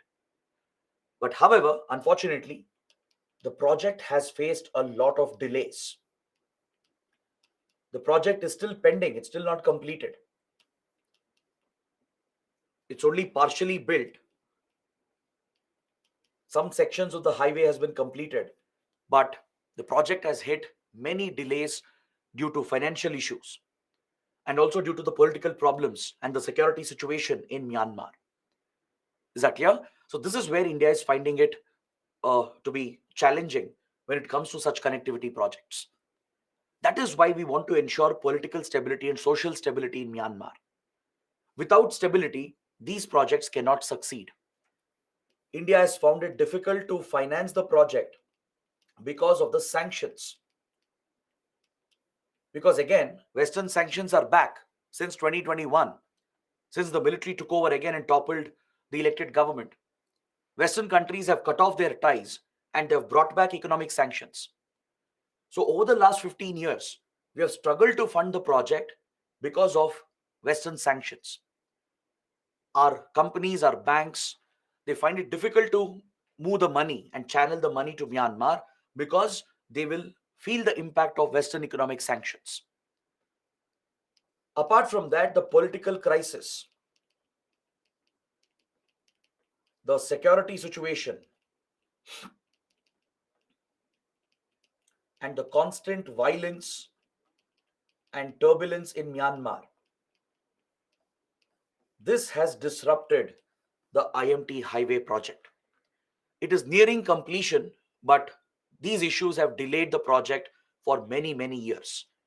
But if completed, it has great potential to transform the region itself because it will connect South Asia with Southeast Asia. Don't forget that point. It not only connects India with Southeast Asia, but it's a connection between South Asia and Southeast Asia. Right? In fact, India has a proposal to extend this highway in the future to Laos, Cambodia, and Vietnam. There is a proposal from the Indian side under Look East Act East policy to extend this highway all the way to Vietnam, covering these Mekong countries. These countries are the Mekong countries. They are part of the Mekong River Delta.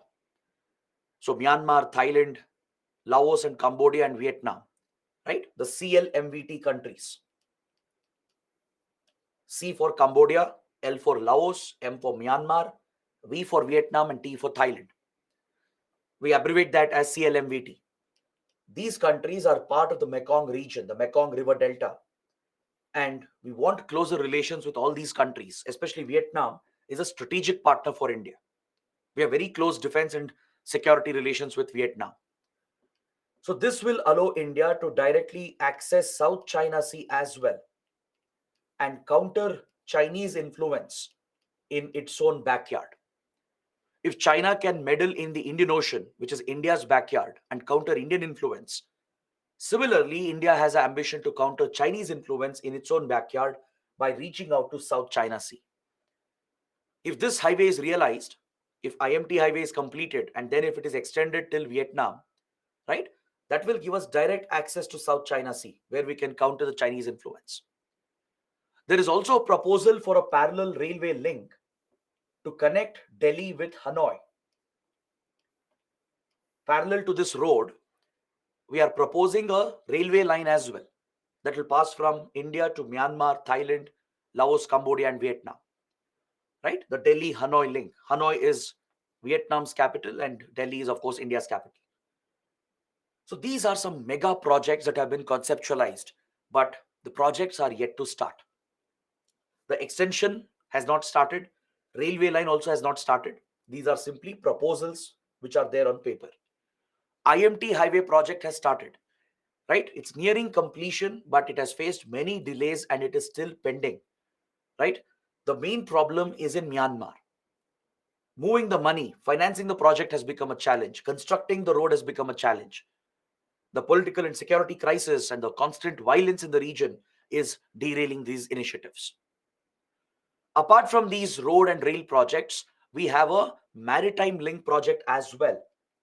That is the Kaladan Multimodal Transit Transport Corridor.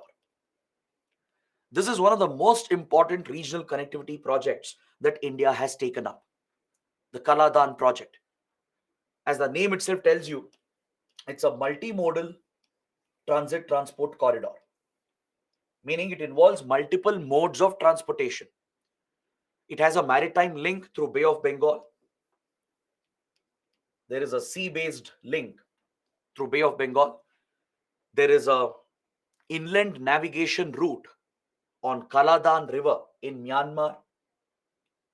Through the Kaladan River, inland navigation route is being created, and there is a highway as well, a road-based connectivity as well. So it's a combination of three different modes of transportation: through the sea, through a river, and then through a road. That's why it's called multimodal transit transport corridor. So this project again was proposed under the Look East policy. It was proposed in the 1990s. All right. The plan is to link the Indian port at Kolkata Haldia to create a direct sea link from Kolkata port to the strategic Sitwe port that you can see here in the map. The Sitwe port of Myanmar is a strategic port. It opens to the Bay of Bengal and it has been built by India.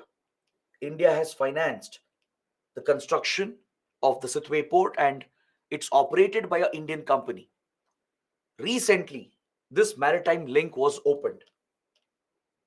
Just a few months ago, the sea route of Kaladan,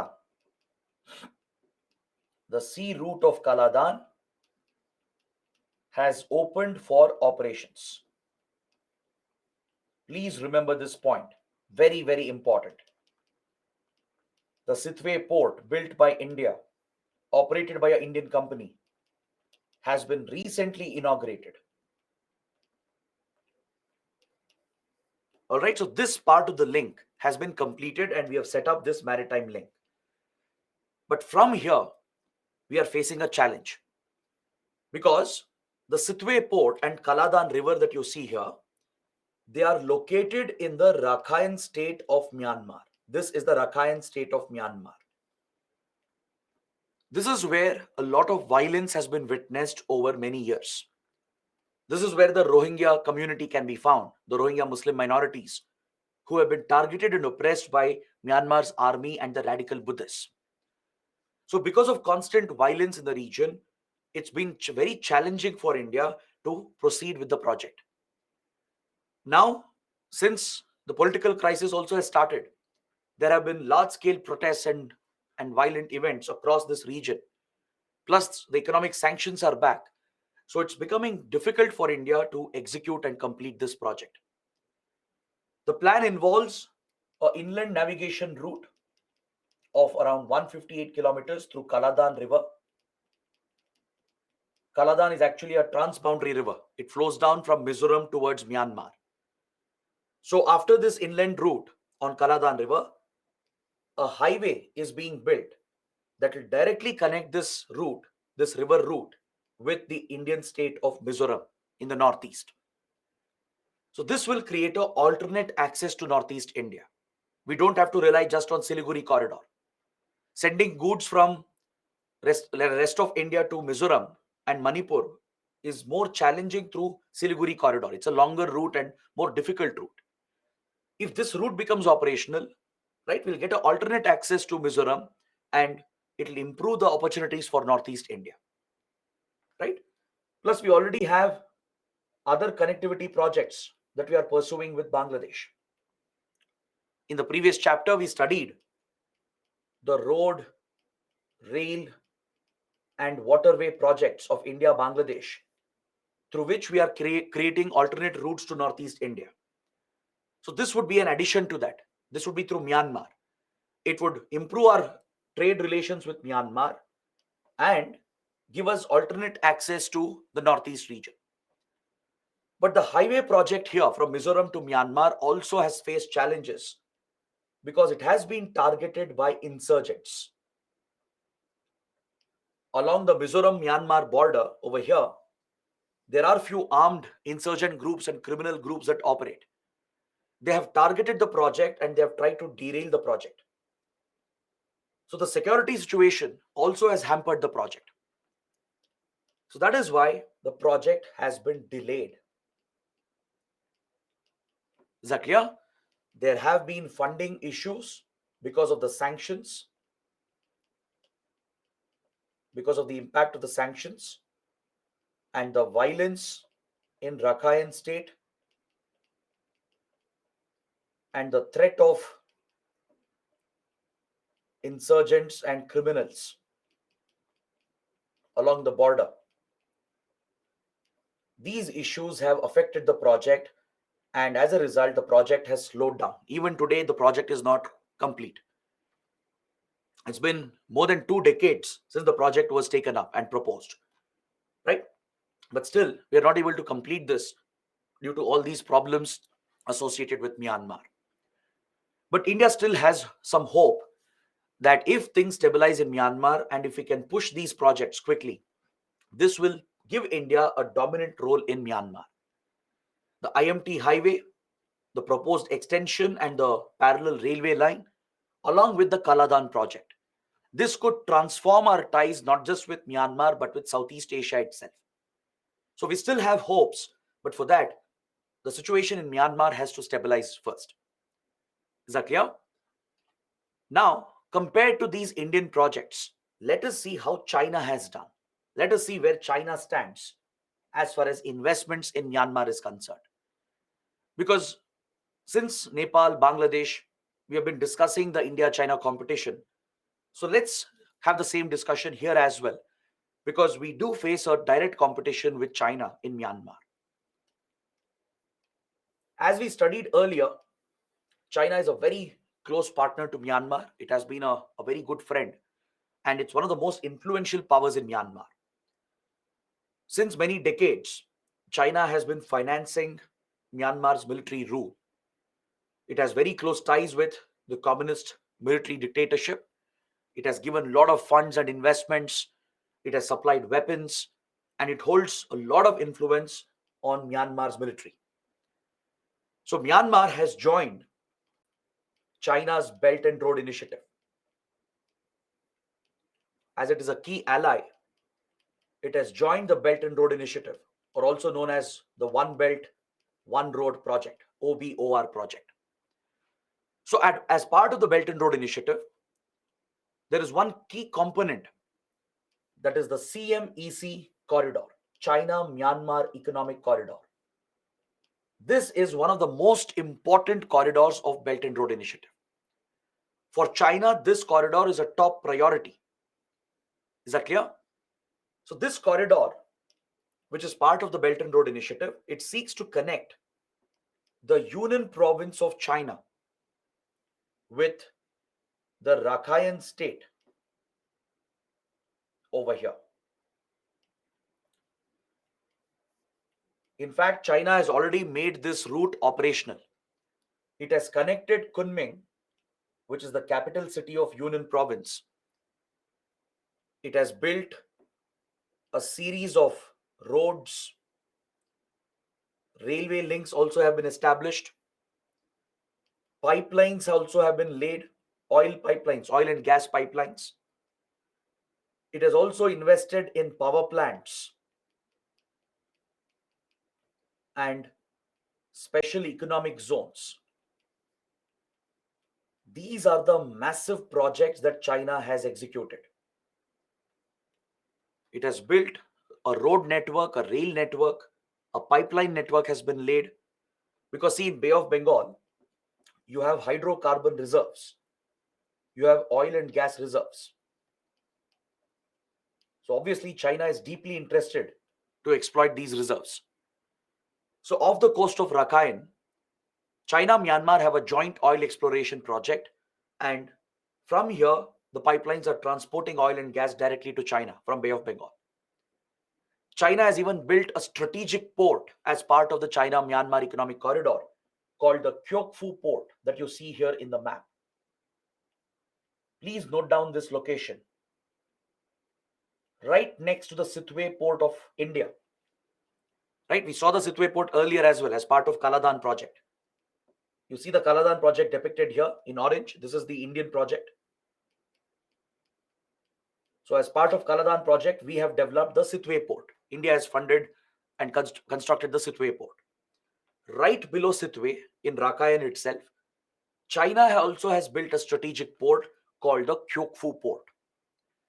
So from here, China has built this connection through roads, railway lines, and pipelines, and connects that with major cities like Mandalay and Yangon.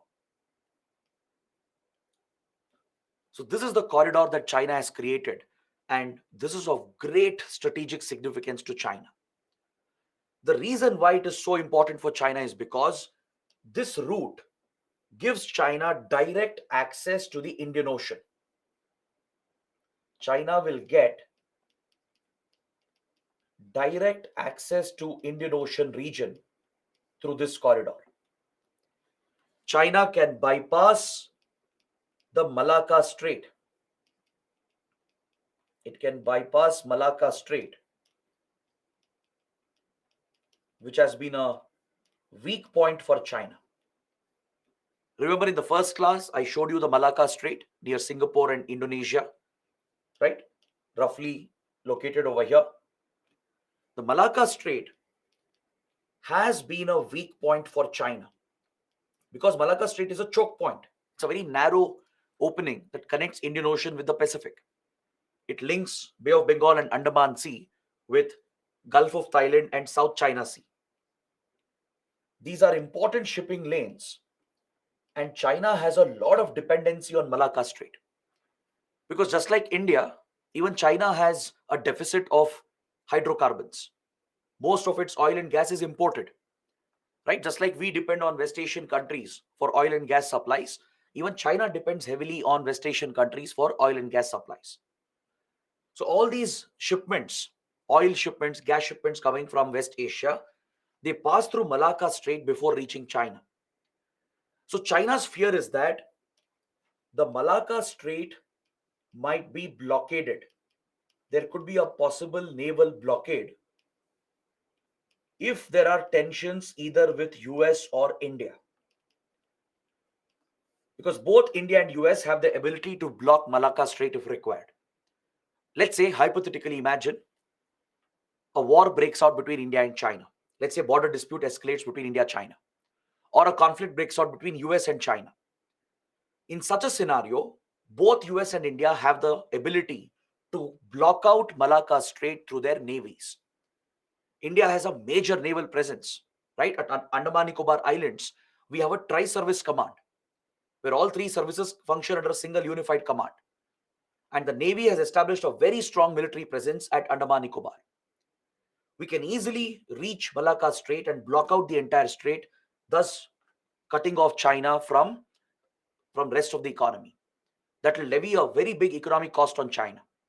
Similarly, the US has a major naval presence in the Indian Ocean, right? I was mentioning the Diogo Garcia naval base, if you remember. Right below Maldives, the US has a military base. It's a British territory, right? So from Diogo Garcia, the US can easily deploy its naval vessels and aircrafts and block out Malacca Strait and deliver an economic shock to China. So China fears this choke point. It has always believed that this is a weakness. So it has tried gaining direct access to Indian Ocean. One route that provides China direct access to Indian Ocean is the China-Myanmar Economic Corridor. So through this corridor, it can directly reach Bay of Bengal without depending on Malacca Strait. You can clearly see that in the map. Understood? So that is why this project has great strategic significance for China. And also, China has deep interest in Bay of Bengal itself, because it wants to monitor India's military activities. In the Bay of Bengal, we have important military installations, right? And China wants to keep an eye on them. In Odisha, in the Balsore district over here, we have the APJ Abdul Kalam Islands, where DRDO has established a missile testing facility. All our ballistic missiles from Prithvi to the entire Agni series, they're all tested here at APJ Abdul Kalam Islands, right? Obviously, China would like to track those activities. Then we have major ports from Kolkata to Vishakhapatnam, Chennai, Tuticorin, right? Major seaports of India are present. We have important naval bases like Vishakhapatnam, Chennai. The Vishakhapatnam base is critical because this is where our nuclear submarines are stationed. The Arihant class, the INS Arihant class nuclear submarines are developed and stationed at Vishakhapatnam Naval Base. Then we have the spaceport of ISRO at Sriharikota. We have nuclear power plants on this coastline at Kundankulam and Kalpakam. So the whole coastline is strategically vital for India, and China would definitely like to monitor these activities. So having direct access to Bay of Bengal via Myanmar is a strategic advantage to China. Understood? And there is a small island in Bay of Bengal called the Coco Island. Approximately it's over here in this particular location, the Coco Island. The Coco Island was given to Myanmar when we settled the maritime boundary. All right? When India Myanmar settled the maritime boundary, Coco Island came to Myanmar. It came under Myanmar sovereignty. Because historically, even under colonial rule, Myanmar had control over, that is Burma, had control over Coco Islands. This is right next to Andaman Nicobar Islands of India. Just to the north of Andaman Nicobar, just a few nautical miles away, you have the Coco Island. It's believed that Myanmar has leased the island to Chinese intelligence agencies.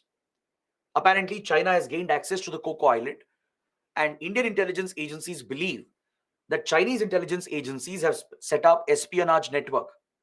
They have set up spying equipment to monitor India's activities and intercept India's communications. So there are multiple threats for us in that regard. And this explains why China is so interested in Myanmar, and it explains the importance of the CMEC corridor. Is that clear? So this is the competition we face here. China has very good political ties with the military. It has a lot of influence over them as it funds them, as it gives them weapons as well. And it has made all these big investments. It is setting up power plants, industrial clusters, along with all these infrastructure projects. So that is the competition India faces in Myanmar from China. Now, before I move on, can you guys tell me, is there any other project that China is pursuing to bypass Malacca Strait? Are you aware of any similar project which could be part of Belt and Road Initiative through which China can directly access Indian Ocean without depending on Malacca Strait? If you know that, please let me know in the comments. Very good. Some of you are getting the right answer. Chaitanya. Abhishek, Raghav, Shovik, Pooja, and many others. You guys have given the right answer. Very good. Okay, let me explain this. Apart from CMEC corridor, there's another similar corridor called CPEC corridor with Pakistan. We are going to study this under India, Pakistan, and India, China. In the coming chapters, we are going to talk about the CPEC corridor. This also is part of Belt and Road Initiative. The China-Pakistan Economic Corridor connects with the Gwadar port, the strategic Gwadar port of Pakistan. It connects China's Xinjiang province through Pakistan-occupied Kashmir, which is Indian territory occupied by Pakistan, and reaches the Gwadar port in Balochistan province of Pakistan. This route as well gives China direct access to Indian Ocean. From Xinjiang, it can directly reach Arabian Sea. Right? China need not depend on Malacca Strait. It can directly take the oil and gas shipments from Persian Gulf, from West Asia to the Gwadar port, and from there it can ship this to Xinjiang. This will reduce China's dependency on Malacca Strait. There's one more project that China is pursuing. I'm glad that some of you have mentioned it, because not many of them will be aware of this other project. This is still a proposal, however. Whereas CMEC is completed. CMEC is already operational. Last year, China already started moving goods through China-Myanmar Economic Corridor. China-Pakistan Economic Corridor is also progressing very well, and part of it is already functioning. But there is a third project which is still a proposal. There is a proposed project via Thailand. It's called the Kra Canal, which is proposed to be built across the Isthmus of Kra. I hope you know what's an isthmus. You would have studied in geography. Just like strait, gulf, bay, you have isthmus as well, right? If a strait is a narrow water channel connecting two large water bodies, then an isthmus is a narrow land corridor that is separating two large water bodies. Now look at the map here. If you see the map, you'll notice that Thailand is becoming very narrow at this point. Thailand is a very narrow country at this point, where it connects with Malaysia and then Singapore, right? So this narrow land corridor of Thailand, it separates the Andaman Sea and Bay of Bengal over here from the Gulf of Thailand and South China Sea on the other side. Since the land is very narrow here, it's hardly few kilometers wide, you can easily dig the land, cut open the land here across the isthmus and create a canal, a shipping canal, which is the Kra Canal. This isthmus is the Kra Isthmus. All right? Just like you have man-made canals, like Suez Canal, for example, the Panama Canal, right? They were all created by us, by man, right? The land was cut open to link two large water bodies. Suez Canal connected the Red Sea with Mediterranean. The Panama connects Atlantic with the Pacific and creates a shorter route. Similarly, China has a grand proposal, a grand strategy.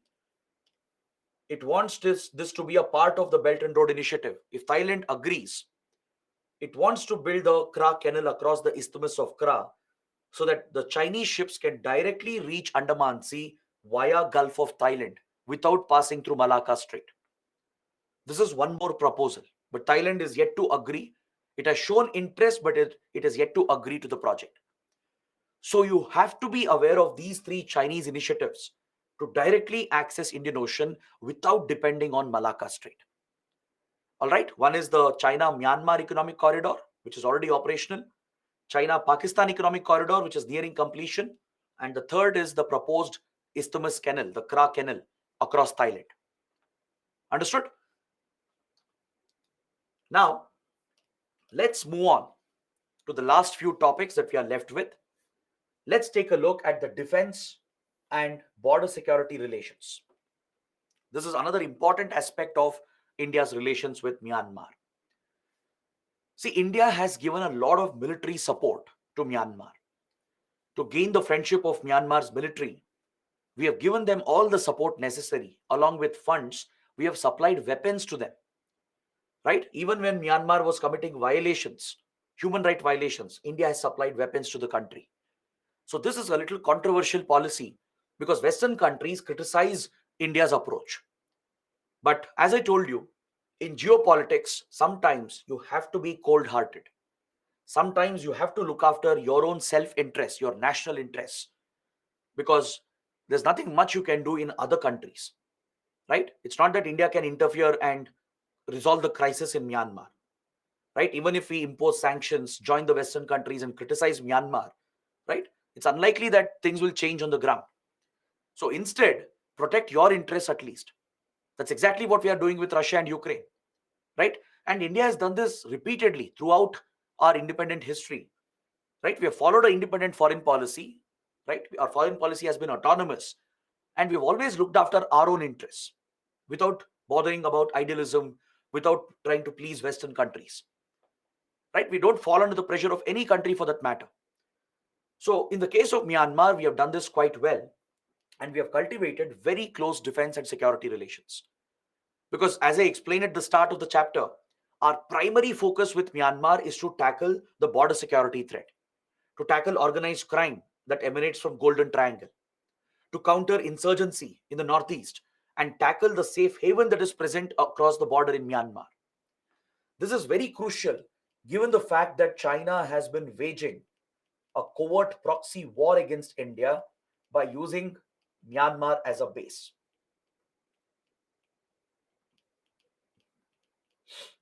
Via Myanmar, China has extended support to Northeast insurgents. It has been doing this since the 1962 war, especially 1960s, 1970s, and 80s. China was giving a lot of support to Northeast insurgents in Myanmar, right? And of late, in the last 20 years as well, India has intelligence to believe that Chinese intelligence agencies are still funding and arming Northeast rebels who are hiding in Myanmar. Is that clear? So we conduct two important military exercises.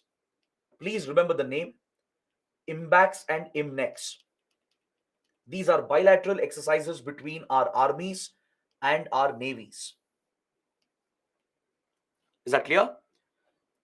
We have also helped Myanmar in conducting hydrographic survey in the Bay of Bengal.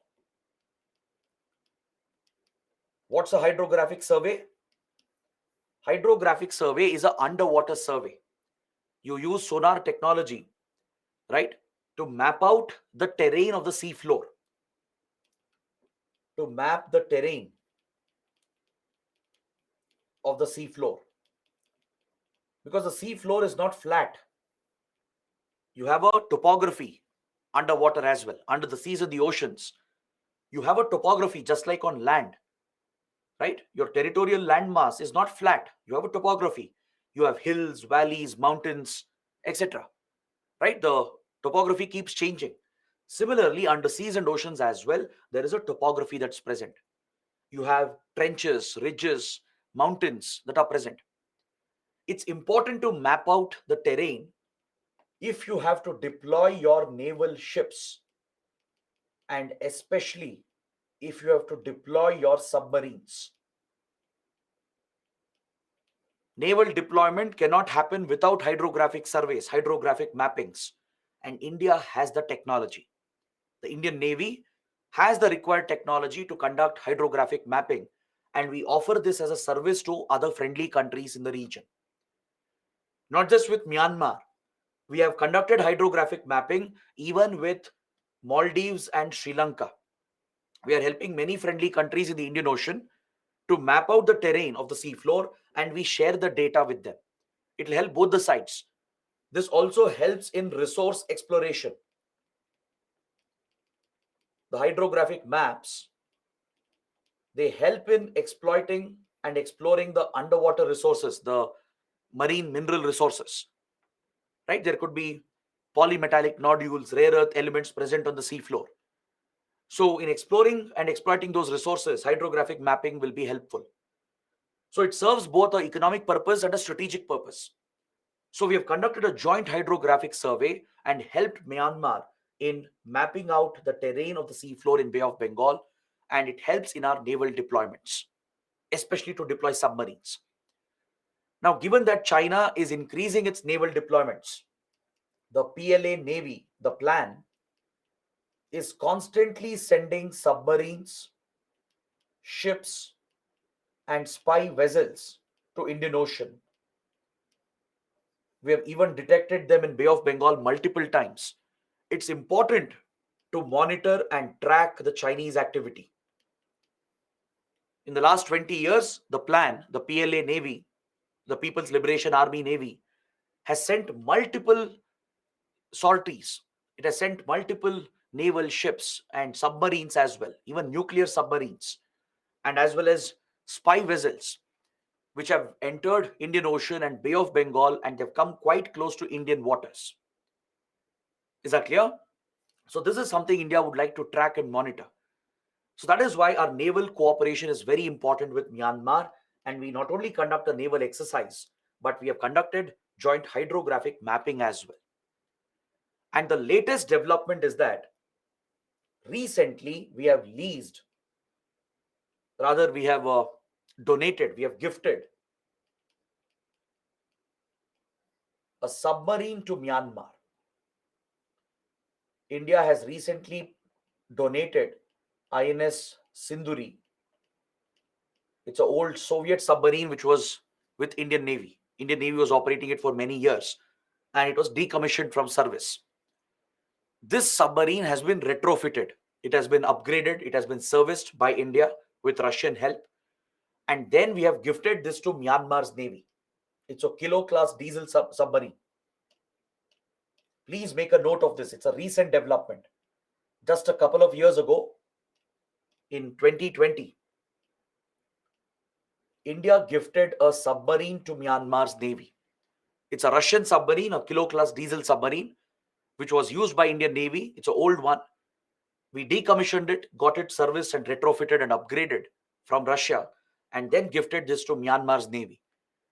So we are engaging in very strong naval diplomacy with Myanmar. Then other than that, we are involved in very close counter-insurgency and counter-terrorist operations. Counter-insurgency and counter-terrorist operations has been a priority. All right. Recently in 2015, India carried out a cross-border strike. A surgical strike was carried out across the border in Myanmar against the camps of a terror group called NSCN Kaplang faction. NSCN Kaplang is a notorious terrorist organization. It's a northeast outfit. NSCN Kaplang faction is hiding in Myanmar. It has a safe haven there. It gets some support from local Nagas in Myanmar. This group has been a major threat to India. And in 2015, this outfit carried out a terror attack against the Indian Army. Is that clear? So in retaliation, the Indian Army crossed over the border and conducted a surgical strike against the camps of NSCN Kaplang. Now, if you guys have seen the movie Uri, which is based on the surgical strikes India conducted in Pakistan, the movie begins with the opening scene, right? The movie opens with a scene in the northeast. You see an Indian Army convoy passing near the Myanmar border in Manipur, right? So this convoy is attacked. It's blown apart by an ambush attack, killing many Indian soldiers. This incident is a real incident. It happened in 2015. This was an attack against Indian Army carried out by NSCN Kaplang, right? NSCN Kaplang was opposing a peace process that we had started with other Naga insurgent groups. In 2015, India signed a very important framework agreement to take forward the Naga peace process, to bring Naga insurgency to an end. Other Naga insurgent groups like NSCN IM faction, the Isaac Muiwa faction, they have surrendered along with some other political groups, the Naga political groups, and they are negotiating with India for a peace accord. This framework agreement to start the peace process was signed in 2015. All right. But the Kaplan faction opposes the peace process. It wants to continue the war against India. It wants to continue the separatist movement against India. So, to oppose the peace process which was initiated, this outfit carried out a major attack against Indian Army in 2015. In the Chandel Ukrul sector of Manipur, which is right next to Myanmar's border, an Indian Army convoy was blown up by NSCN Kaplan terrorists. They came from across the border. Their camps are located in Myanmar. They infiltrated and carried out the attack, and they sneaked back into Myanmar. This was one of the biggest losses suffered by the Indian Army in the Northeast during peacetime. So following this, India retaliated with a surgical strike to punish the Kaplan faction and to eliminate the safe haven for this outfit. The Indian Army used its special forces, the para commandos, the para SF, and they were inserted across the border into Myanmar to strike the camps of NSCN Kaplan. Is that clear? It was a very successful operation. And that's exactly what you see in the movie as well, in the movie Uri. These are real incidents that took place in 2015. But such cooperation has existed between India and Myanmar even before, even from many years. Such cross-border operations with friendly countries cannot happen without their knowledge. These are covert operations, classified operations, which is part of your close covert partnership. Right? The surgical strike in Pakistan was different. That's with a hostile country. Right? There, of course, we don't take Pakistan's permission. India would infiltrate and carry out the strikes and come back. But Myanmar is a different case. It's a friendly country. No foreign country will tolerate covert operations on their soil without their permissions. Right? Or rather, publicly, they'll never acknowledge that.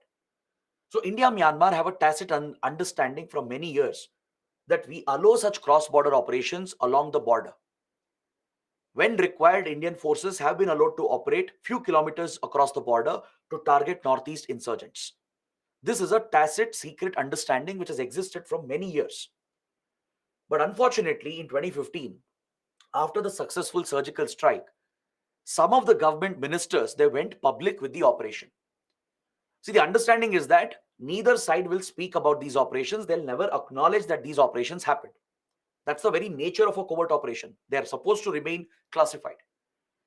But some of the government ministers, they went public, started claiming credit for the Indian Army's operation. Now, this embarrassed Myanmar. Myanmar was very upset. It was angry that India had revealed the operation in public domain because that will bring pressure on Myanmar. Within Myanmar, questions will be raised as to how foreign troops were allowed on their soil to conduct a military strike. Now look at the crisis in India-Canada relations. Right? There is allegation that Indian intelligence carried out an assassination on Canadian soil. Right? So in the world of diplomacy, such operations are not tolerated. With friendly countries, there might be tacit understandings where such operations might be permitted, but the condition is that you maintain secrecy about those projects, about those missions. So India-Myanmar relations were disrupted after the surgical strike because India went public with the operation. Then top Indian officials and leaders visited Myanmar. India's foreign secretary, foreign minister, national security advisor, they visited Myanmar to repair the damage, to repair the relationship. Right? So we do have a close counterinsurgency, counter-terror cooperation where Myanmar has often allowed Indian troops to conduct precision strikes against the terror camps that are located along the border. Is that clear? So we have signed an agreement as well on border cooperation to deal with all the border threats. We share intelligence with each other. India's RAW and IB, they work closely with Myanmar's security agencies and share intelligence. The border guarding force also works closely with their counterparts on the other side. Any idea which is the border guarding force here from India? Which is the border guarding force India has deployed along the Myanmar border? Let's see how many of you can get this right. SSB, BSF, no. ITBP, no, wrong, incorrect. Some of them have got it right. Alenta, Kuraku, Nabin, Kishan, Abhishek, Nitesh. Very good. The correct answer is Assam Rifles. Assam Rifles is the Central Armed Police Force of the Home Ministry, which is the border guarding force along the Myanmar border. Assam Rifles is also involved in counter-insurgency operations along with Indian Army in the northeast. So Assam Rifles is deployed here to secure this porous border where you have multiple threats such as organized crime and infiltration of insurgents and terrorists. So we have very close security cooperation where our intelligence agencies, border guarding forces, and the armed forces, they collaborate to tackle insurgency, terrorism, and organized crime.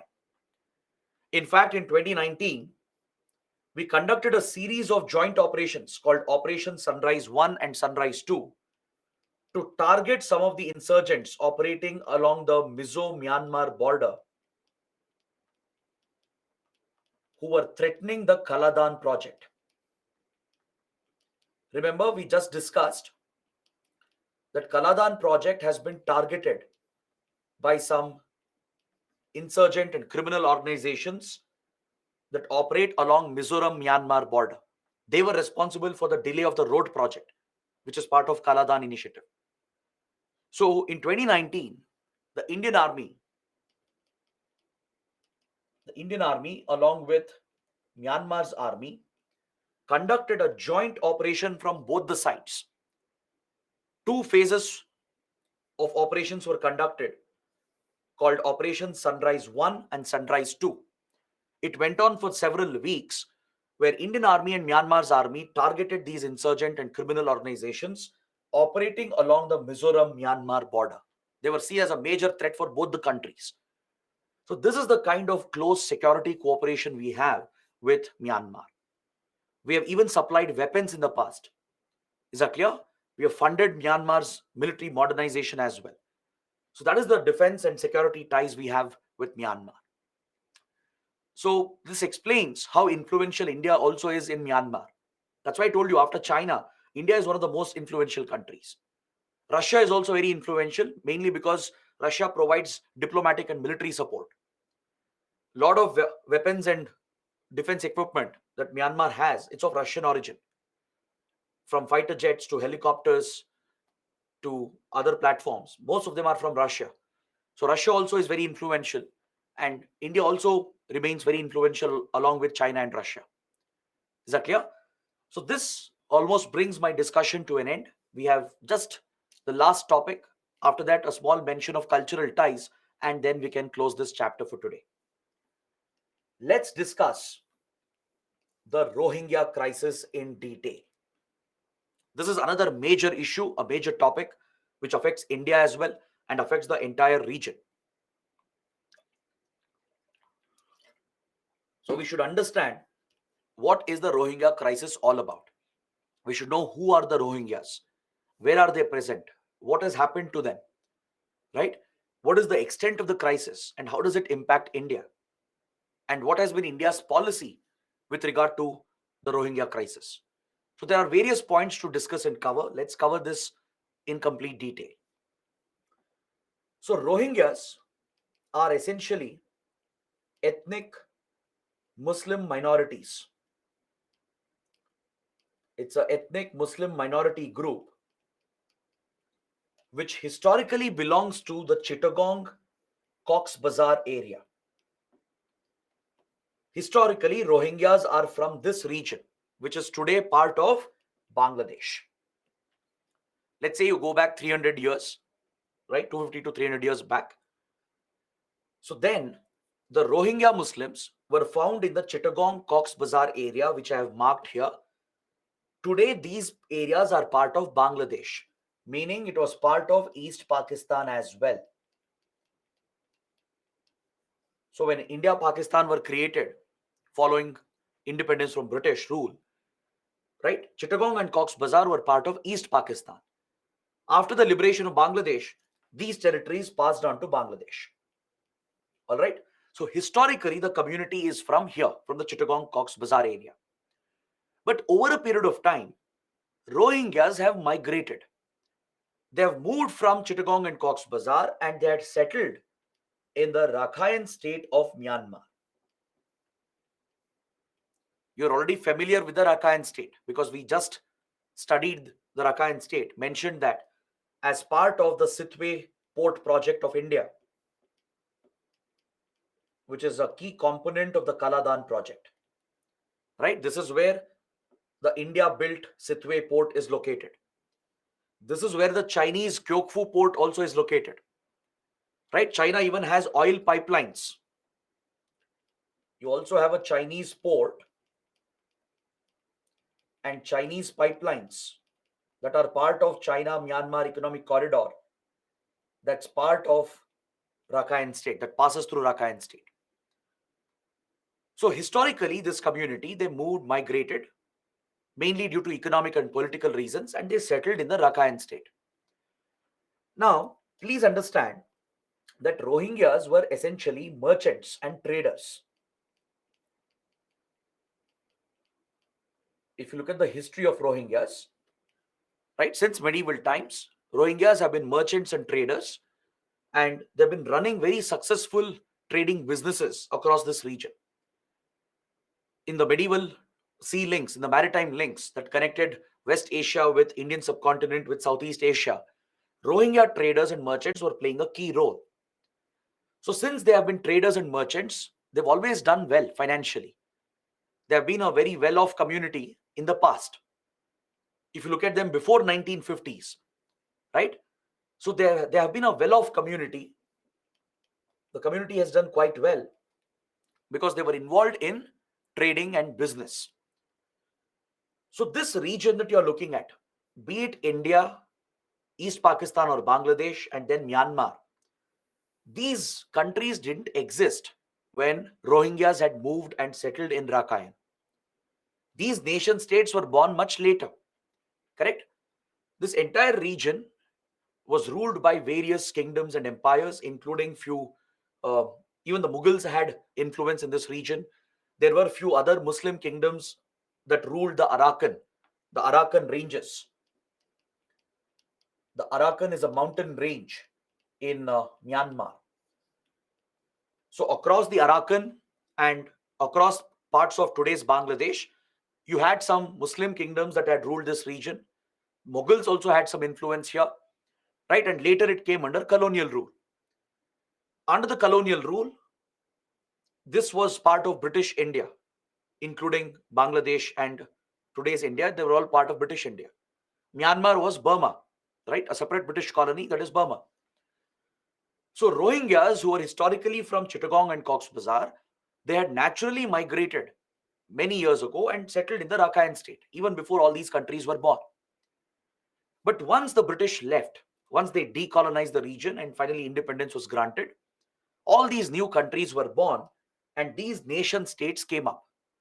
Along with that, the boundaries also came up.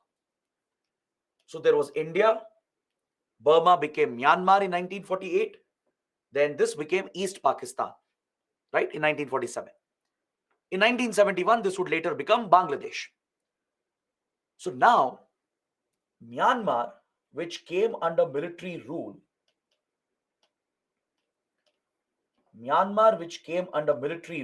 in 1962,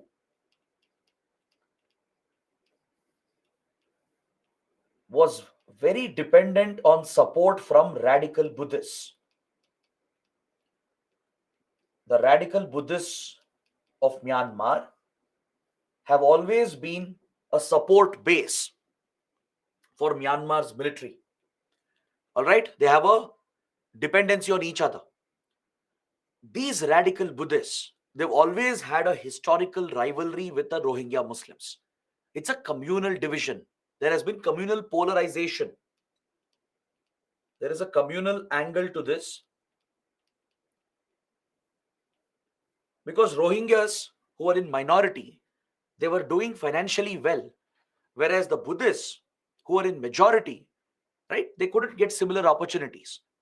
So this led to jealousy, resentment, hatred, and eventually communal clashes between the radical Buddhists and the Rohingyas. So after Myanmar came under military rule in 1960s, the Myanmar government, the the military junta, started discriminating against Rohingyas in order to please the radical Buddhists. A systematic discrimination and oppression was carried out against Rohingyas starting from 1960s itself. Myanmar brought out few citizenship laws through which Rohingyas were declared as stateless. Their citizenship was taken away. And Myanmar said Rohingyas don't belong to Rakhine. Myanmar said Rohingyas are the responsibility of East Pakistan. Because in 60s it was still East Pakistan. After Bangladesh was born, Myanmar would say that Rohingyas belong to Bangladesh, not to Myanmar. So an entire community was targeted on their religious identity, and their citizenship was snatched by the government with the support of the radical majority Buddhists. And this began a series of events that would discriminate, oppress, and persecute the Rohingya Muslim minorities. Is that clear? So Myanmar would ask the Rohingyas to go back to Chittagong and Cox's Bazar, to go back to Bangladesh or East Pakistan. So once the citizenship was taken away, they became easy targets.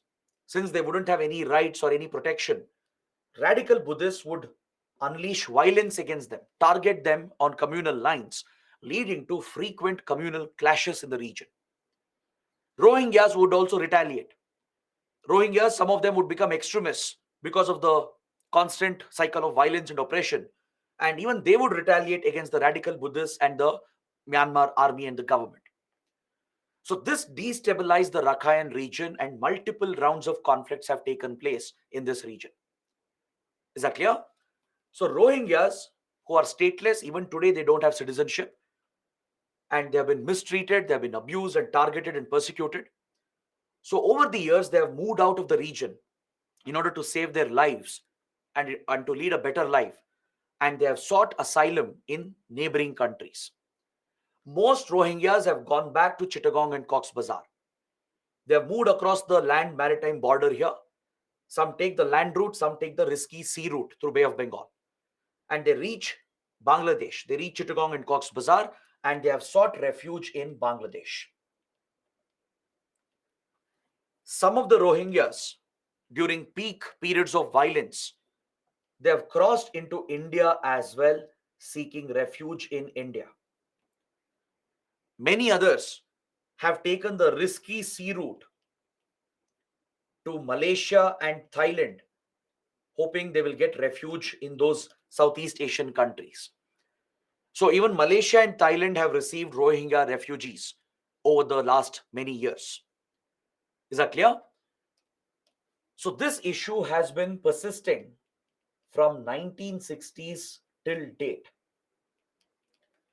There have been multiple rounds of violence.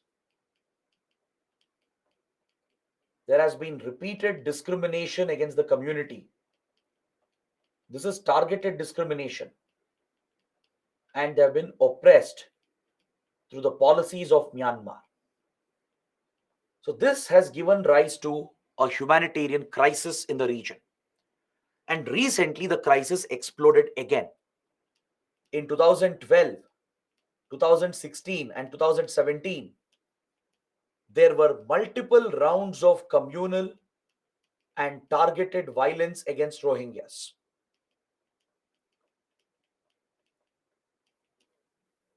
Is that clear?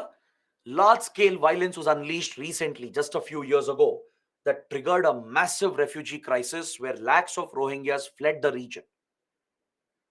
The radical Buddhists, they targeted the Rohingyas again. Communal riots broke out between them. All right? And some of the radical Rohingyas, right, who see that they should take revenge against the Buddhists and the Myanmar government because of the atrocities they have committed. Some of these radicals have set up a terror outfit called ARSA. They have set up a terrorist organization to counter the radical Buddhists and Myanmar's army and government and to protect the Rohingya community. And they have taken up terrorism, and they justify terrorism and violence in the name of self-protection. Some of these extremists, they have this terror outfit called ARSA, Arakan Rohingya Salvation Army. Is that clear? This terror outfit started attacking the Buddhists. It carried out attacks at Buddhist temples. It attacked the Myanmar army as well in 2015, 2016. Following these terror attacks, Myanmar army used this as an excuse and it launched a major counter-terror operation in Rakhine. And in the name of counter-terrorist operation, in the name of targeting ARSA, the army committed a brutal atrocity, which is even labeled as a genocide against the Rohingyas. Lakhs of Rohingyas were killed and slaughtered in these so-called counter-terror operations. Many villages were targeted, right? Even women, children were not spared. And this violence went on for several weeks. The region was cut off for foreign media so that no one can report about it. But satellite images have shown the scale of damage and destruction that Myanmar's army and radical Buddhists have caused in the Rohingya inhabited region. So the remaining Rohingyas, they fled for their lives. And there was a mass refugee movement where lakhs of Rohingyas, they fled from here. They tried going to Bangladesh, India, Thailand, and Malaysia again. So this is what sparked the latest crisis that we saw in 2016, 2017. So this is nothing short of a humanitarian crisis created by Myanmar. It has been aggravated by some of the Rohingya extremists. But the primary blame lies with the radical Buddhists and Myanmar army who have committed these atrocities against innocent Rohingyas as well. Right? They haven't spared civilians and innocents as well. Right? ARSA is a reaction to the atrocities that the Buddhists and the army had committed. Of course, nothing justifies violence or terrorism, but still, the ARSA and its activities has invited a ruthless retaliation from the army, leading to the persecution of the community, right? So many global organizations, they were very concerned about this crisis that happened, and they even called the Rohingyas the most persecuted community in the world. The United Nations, then human rights organizations like Amnesty International, Human Rights Watch. These are major human rights organizations. These are global NGOs. Amnesty International and Human Rights Watch. They're global NGOs that work in the field of human rights. So along with these global human rights organizations, even the UN has called Rohingyas the most persecuted community in the world. Because Rohingyas have been at the receiving end for almost 5 to 6 decades. First, their citizenship was snatched away. They were made stateless. They were pushed out of the region, right? Targeted violence was committed. And this continues till date. And some of the Rohingya extremists have taken up terrorism as well, increasing the complexity and the violence in the region. So this presents a major crisis and a challenge for the neighboring countries. Now, India has received around 40,000 refugees, around 40,000 Rohingyas have entered India between 1960s and 2015. This is according to the Ministry of Home Affairs. The MHA has said that in the past, that is before the 2016 crisis, we have received around 40,000 Rohingyas in total. Some of them have come through the northeast route, some have taken the sea route as well, and they are settled in the northeast region. Some have reached Jammu and Kashmir. Some are settled in Delhi. There are Rohingya camps and slums that have come up. They come to Delhi because they want to reach the UN High Commissioner for Refugees to get a refugee card from the UN so that they get some basic benefits. And some of them are also found in Hyderabad. These are the places where, according to the Indian government, Rohingya refugees have settled. And these are the refugees who came in the past, before 2016. All right? So India's policy was that we will not accept refugees officially. We never accepted Rohingyas as refugees. Even now, we haven't given them refugee status. But at the same time, we were not hostile to them either. Given the grave humanitarian crisis they were facing, right? India understood the situation. So what the previous governments did was, we didn't reject them. We didn't block their entry. We weren't hostile to them. At the same time, we didn't officially accept them as well. We didn't give them official refugee status. So if someone managed to enter, we would allow them to settle until they can get the UN refugee status at New Delhi. There will be the UN High Commissioner's Office for Refugees. They will reach out and appeal to get them a refugee card, and that will give them basic rights and entitlements. This had been the previous policy of India, right? This was primarily on humanitarian grounds. It was a humanitarian crisis because India has a rich history and tradition of standing up for refugees in the region. First, we accepted Tibetan refugees when China crushed the uprising in Tibet in 1959. We took in lakhs of Tibetan refugees along with the Dalai Lama, the figurehead of Tibetan Buddhism, right? We have settled the Tibetan refugees in India, even allowed them to run a parallel government in exile in Dharamshala. We have taken Tamil refugees from Sri Lanka when Sinhala Buddhists targeted the Tamil minorities, right? We have settled the refugees, the Tamil refugees in India. We took Bengali refugees when Pakistan oppressed and targeted them and committed a genocide against them in East Pakistan. We studied that under the previous chapter. We have taken Afghan refugees as well, right? So India has a history of accepting refugees on a case-to-case basis, and we have done this on humanitarian grounds. But this time in 2016,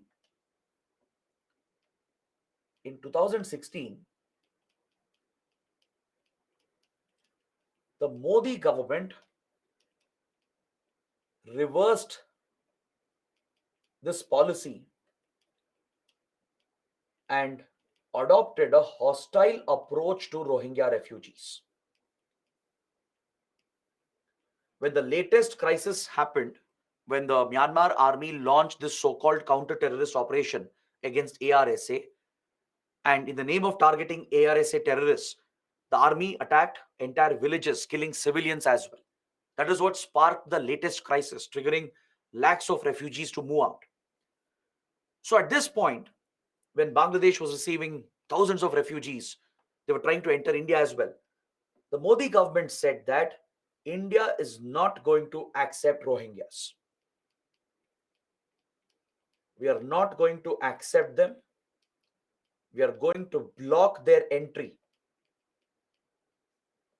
And we also said that we'll identify the existing refugees and we will deport them back to their country.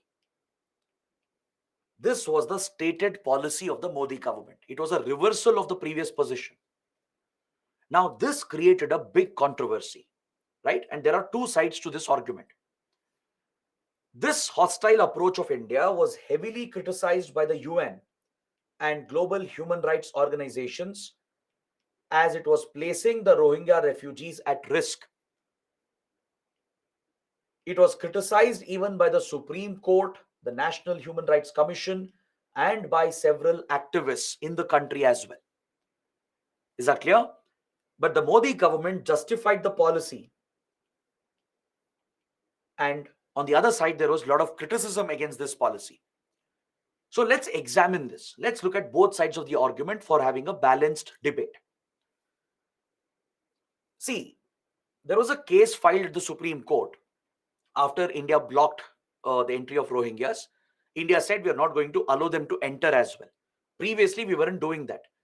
Even though we didn't accept them and give them refugee status before, we weren't blocking their entry, right? We weren't hostile to them because we knew what situation they were coming from, right? It was a humanitarian obligation to just allow them to enter the country to save their lives. Because please understand, refugees are coming to save their lives. They have no other option. If they stay back, they'll be killed. They'll be slaughtered. All right, they are not illegal migrants. Illegal migrants are different. Illegal migrants we have got from Bangladesh. They are coming for a better life, a better job, a better livelihood. There is no threat to their life. They are entering the country illegally. Correct? Whereas refugees are running away from a conflict. They're running away from persecution. They're trying to save their lives. That's why they seek asylum in another country. So there is a set of international law that governs this particular space. So we need to examine what is the international law telling about refugees, what is India's policy, and whether India is correct or wrong. Was this policy correct or wrong? Right? That's what we should examine.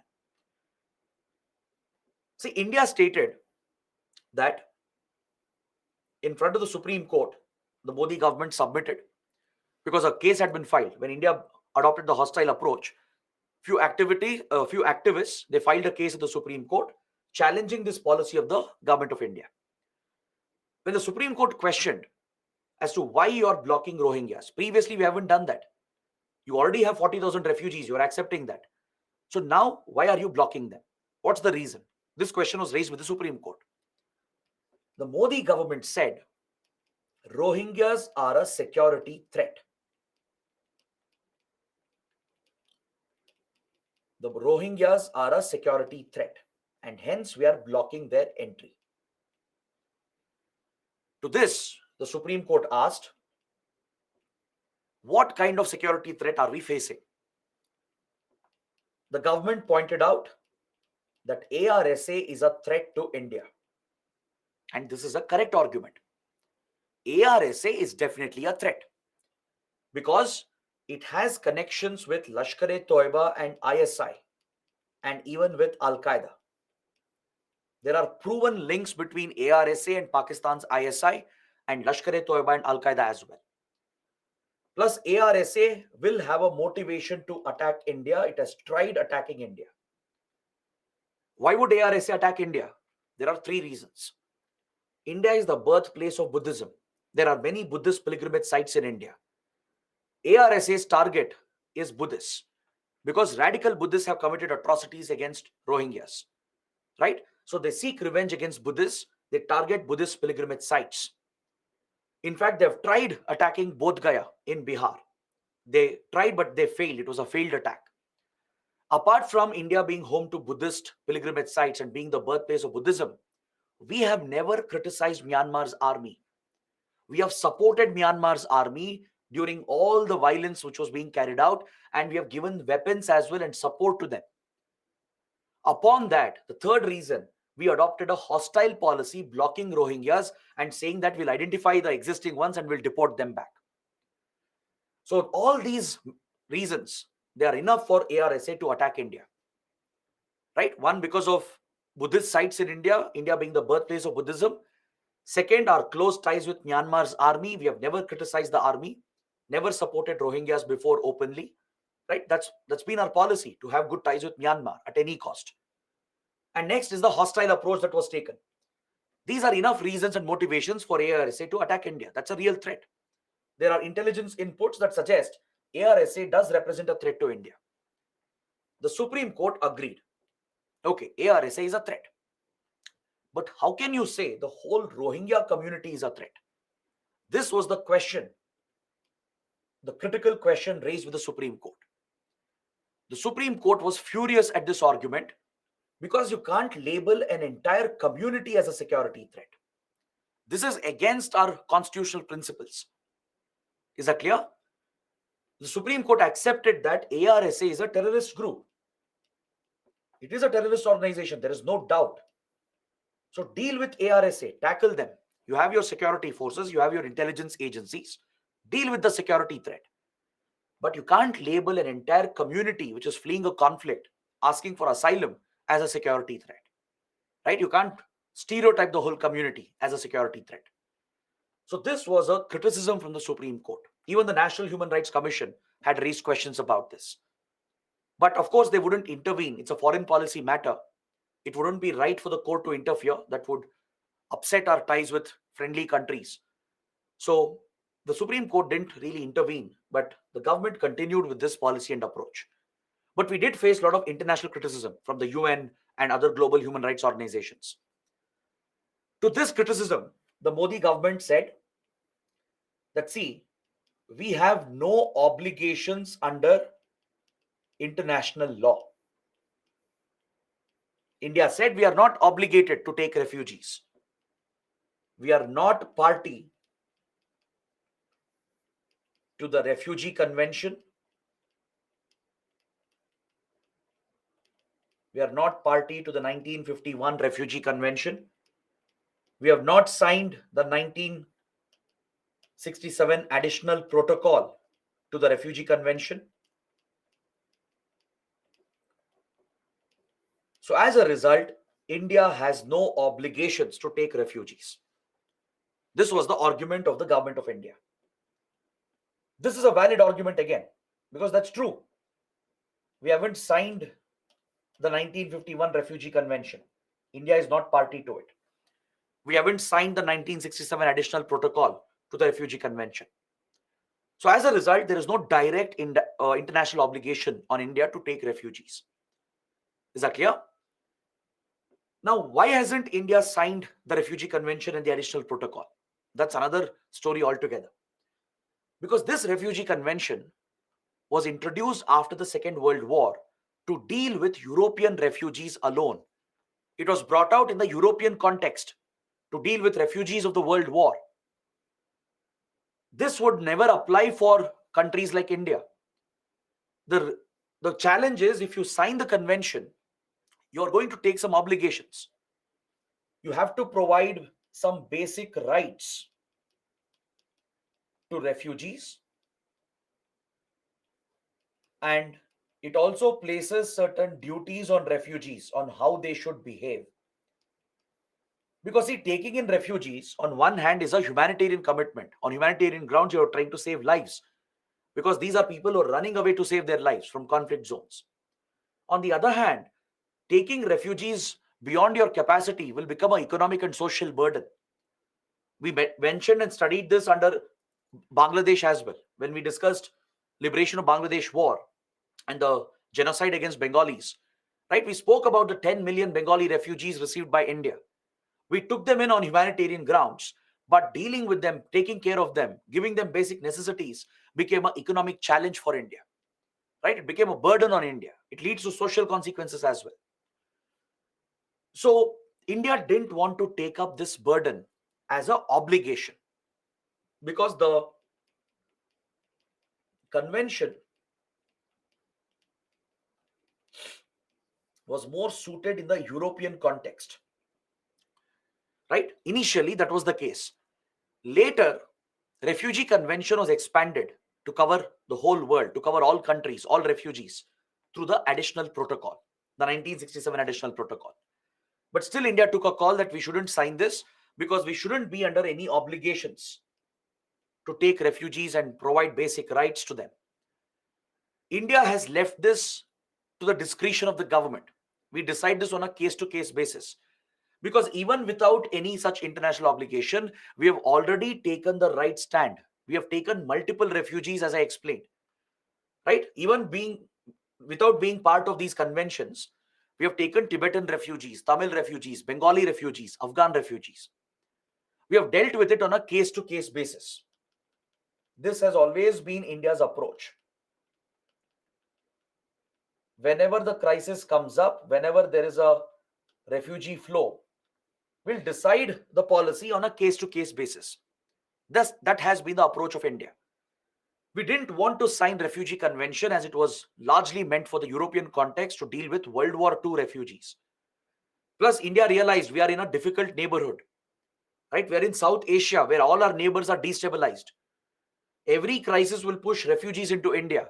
And tomorrow, if you sign the convention, right, even though it was later expanded to cover all countries through Additional Protocol of 1967, problem is, if we sign these two agreements, it will become an obligation on India to take all refugees. Tomorrow, there might be a crisis in Pakistan. Refugees might flow into India. There might be a crisis in Bangladesh or Myanmar or Sri Lanka. We are located in a difficult neighborhood in South Asia. So realizing that, previous governments never signed these conventions. That's India's policy even today. We haven't signed the 51 Refugee Convention, the 67 Additional Protocol, because we don't want this as an international commitment. Then you're bound. You can't say no to it. You have to be okay with accepting refugees.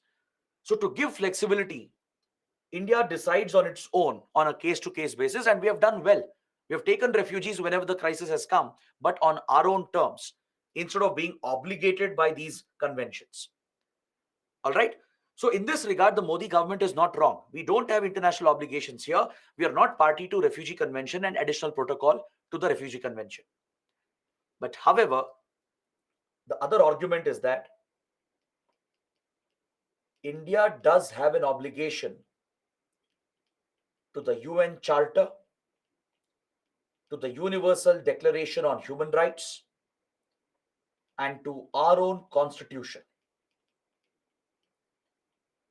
This provides a legal basis for India to accept refugees. Taking refugees is a humanitarian obligation. It's seen as part of customary law as well. The UN Charter commits all UN members to act on humanitarian grounds to help people who are facing crisis situations. The Universal Declaration on Human Rights, we have signed it, we are party to it, we have ratified it. It obligates governments to protect human rights, not just of your citizens, even that of foreigners. The Constitution, right, if you look at the preamble, the fundamental rights, they do provide this approach where the government is directed to protect human life. You look at Article 21 that provides right to life. Right to life is not just for Indian citizens, it applies to foreigners as well. Right? Life can be taken by the government only under procedure established by law.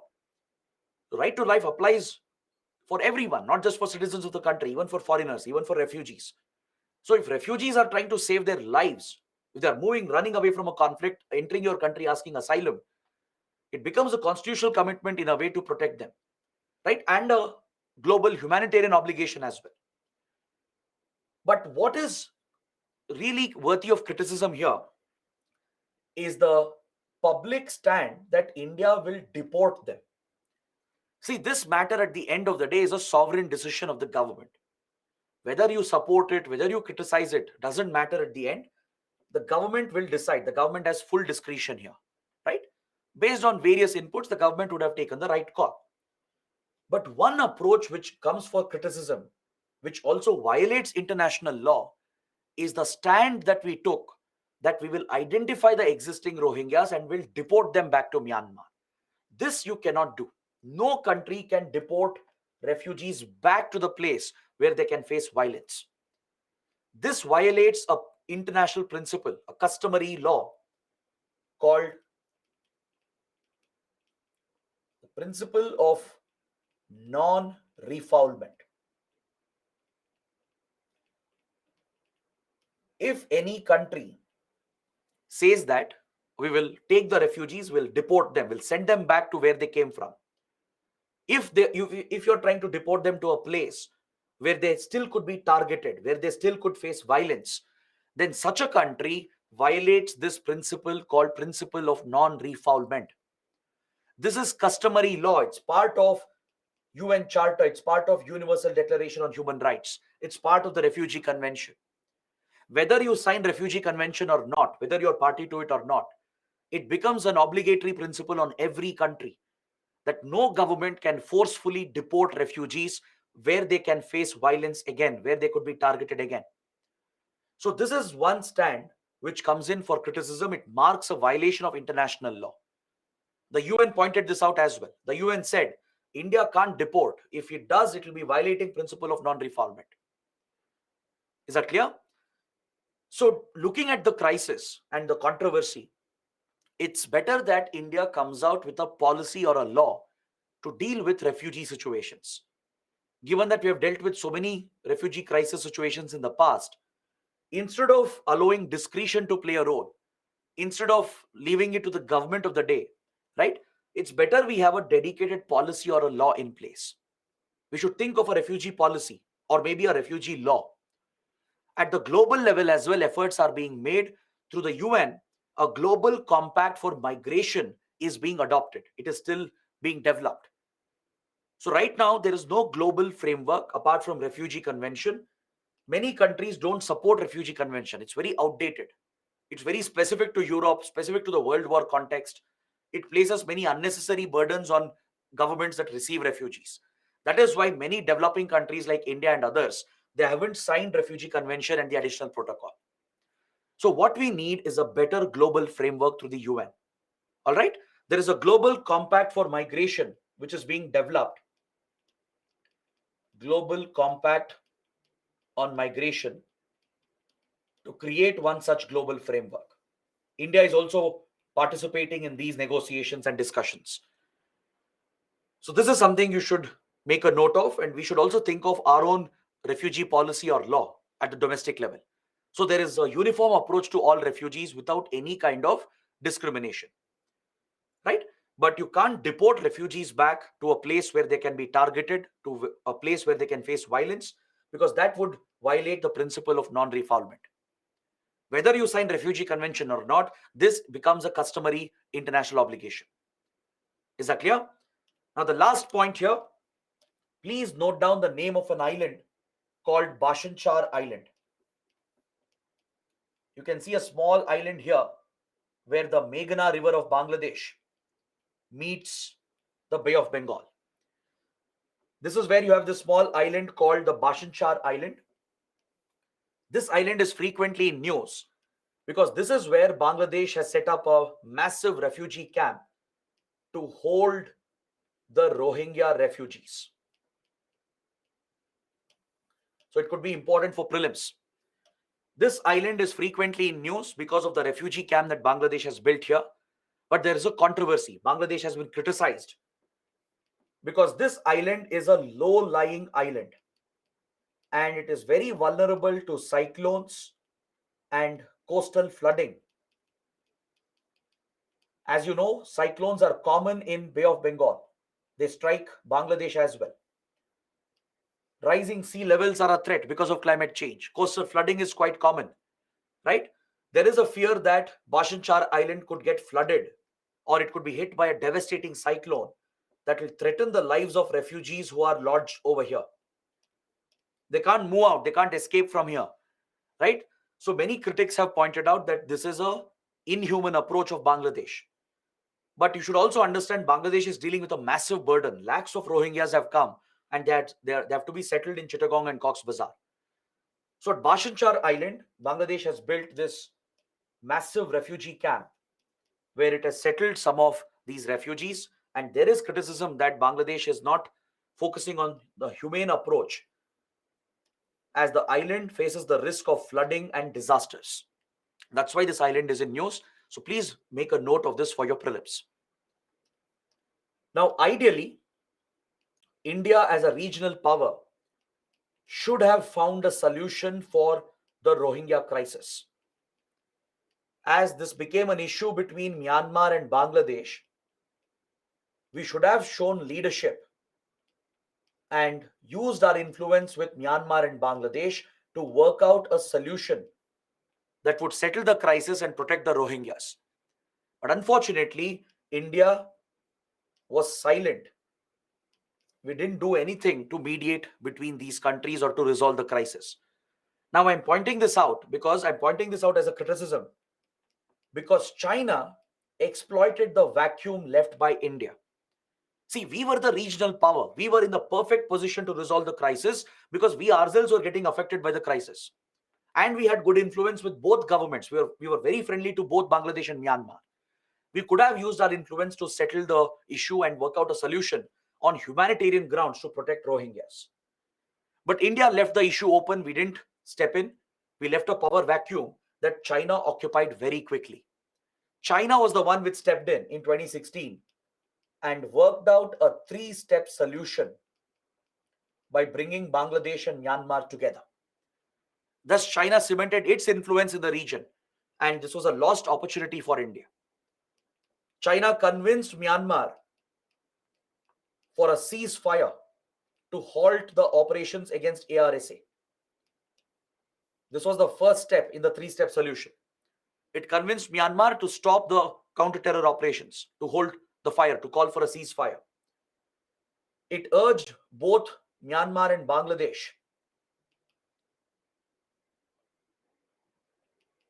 to protect and safeguard the Rohingyas, and it promised international support It promised that it will use its global influence to get international support through funds which can be used by these countries to help the Rohingyas. That was the three-step solution that China worked out, whereas India was missing in action. So this is seen as a lost opportunity by strategic experts. If we are a regional global power, we have to cement that position by resolving such crisis situations. But we instead moved out of the situation. We got more preoccupied with the hostile approach that it attracted criticism and controversy as well. And the power vacuum left by India was occupied by China, and China mediated between Bangladesh and Myanmar and worked out a three-step solution. That is why the conflict came down. Myanmar army agreed to a ceasefire. The ceasefire has been maintained till now. It ended the operations against ARSA. Both countries have settled the Rohingya population on both the sides, and international support was promised by China. Funding, donations from others was promised from China. So that is how China has cemented its influence and position. Coming to the last point, the Buddhist Circuit Initiative. We have already discussed it, but I just want you to make a note. As part of our cultural soft power diplomacy, we are promoting this initiative, and Myanmar is a key focus country as it's a Buddhist majority nation. 80% of Burmese population, they are Buddhists. Is that clear? It's a Buddhist majority country. So we are leveraging our Buddhist heritage, promoting our Buddhist influence as part of this cultural initiative. And Myanmar is also a focus country along with all the other Asian countries. So these are the major topics that you have to be familiar with as far as India-Myanmar relations are concerned. So this completes module number 4. We have had a very good discussion today. We have completed the whole chapter along with many related topics. So let's wrap up the discussion for today. Let's look at some questions and doubts and then end the session. Tomorrow, we'll be starting with module 5. A very big topic, very important topic, that is India-Pakistan relations. So don't miss the class tomorrow. Please attend at any cost. All right. Now, just stay with me for a few minutes. I'll take a look at your questions and doubts.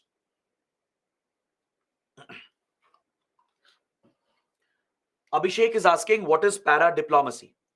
Para-diplomacy is a mix of official diplomatic channels and some non-official channels of engaging with the other side.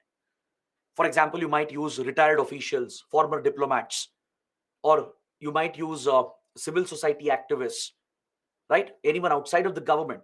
If they are also engaged in building an informal diplomatic relationship, right? That is called para-diplomacy. It involves a mix of formal and informal diplomatic links. Shreyank is asking, sir, why there is so much of secessionist tendencies in the Northeast? Why do we not listen to their demands? See, there are many reasons why separatist movements take root in Northeast India. One, of course, is the prolonged neglect and isolation of the region, the lack of development, right? And there are intertribal rivalries as well, like you see in Manipur between Metis and Kukis, right? Between different ethnic groups and native indigenous communities, there are intergroup rivalries. This also drives insurgency in the region. And also, in general, some of the ethnic groups like Nagas, for example, they have felt a disconnect with India from the beginning. Even prior to independence, they had expressed their demands to remain independent of India. But as they were merged with India, eventually with the Union of India, they felt it was a forceful merger. And they have resisted and opposed this. And that's one more reason why separatist movements thrive in Northeast India. Plus, there was a problem of illegal migration from Bangladesh. The large-scale influx of illegal migrants, which we studied in the previous chapter, triggered insurgencies in Assam and Tripura in 1970s. Because the native communities, the Assamese and Tripuris, they felt threatened by the illegal migrants coming from Bangladesh. They were threatened by the Bengali illegal migrants. So as an opposition to illegal migration, insurgency took root in Assam and Tripura. So like this, there are different reasons, right? Very complex reasons in Northeast. There are political, economic, and socio-cultural reasons that are responsible for so many separatist movements in the Northeast.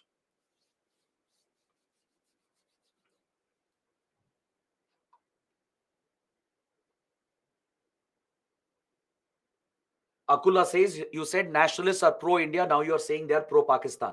I think Akula is referring to Bangladesh Nationalist Party. See, don't confuse Bangladesh Nationalist Party with the nationalists of Bangladesh. Both are different. Just because the word nationalist is there in BNP doesn't mean they are the nationalists. BNP is a pro-Pakistan party. It has constantly been against Indian interests. All right. Whereas when we say nationalists of Bangladesh, we are referring to those elements who support the liberation war, those elements who believe in secular traditions, right? Such as Awami League, for example. They are the nationalists who fought for the independence of Bangladesh. They are pro-India. Is that clear? Whereas BNP is a political party which has been hostile to India and pro-Pakistan. So please understand that difference. Next, Shreyang says radical Buddhist seems to be like an oxymoron. How can anyone be a follower of Buddha and radical at the same time? That's the irony of religious fundamentalism, right? In any religion, you find these strands of extremism, right? The blame does not lie with any religion. There are these vested political elements who misinterpret their own faith, give it a wrong interpretation. And even Buddhism is not free from that. And that's highly ironic. Buddhism is the religion of peace. It's built on the principles of ahimsa. But even there, you have these radical elements. Look at Sri Lanka. It was radical Sinhala Buddhists who targeted the Tamil minorities, right? So religious fundamentalism exists in every religion. There are these strands where these extremist elements, they misuse their faith, they misuse their religion, give it a wrong interpretation for their own selfish political interests. You'll study more about this in internal security. What are the reasons for so many military rules in so many countries? Neha is asking. See, military rules is usually a feature of developing or underdeveloped nations, right? Especially in underdeveloped countries where there is a lot of economic, social crisis. That is where these militaries become power hungry. They throw out governments. They start interfering in politics, right? And they take over power as well. You look at Africa. Africa is a classic example. In the last 4 years itself, there have been more than, I think, 15 military coups from Sudan to Niger to Mali. There are multiple African countries where the military has taken over again, right? So these are features of chaotic countries, underdeveloped, backward countries, where there is a lot of corruption, poor economic progress, backwardness, right? That is where the military gets an opportunity to enter into politics, and they directly play a role in the power structures. So they throw out governments every now and then and capture power. Kamlesh is asking, can India play the role of a mediator in Myanmar? No, it won't be ideal for India. As I told you, that would be seen as India's interference. If you were to meddle with Myanmar's internal issues, Myanmar's army will retaliate against India. So India wouldn't do that.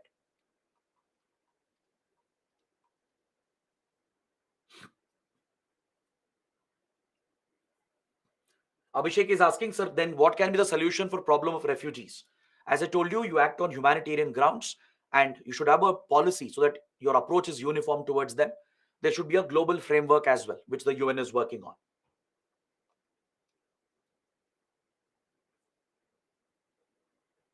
Why India has never faced a military coup? Shubhajit is asking. That's because our armed forces are extremely professional, right? They are apolitical.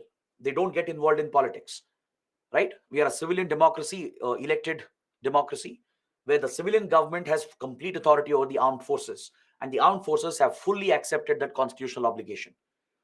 Indian armed forces have never ever questioned the authority of the civilian government, right? That is the professionalism of Indian armed forces. They are completely apolitical.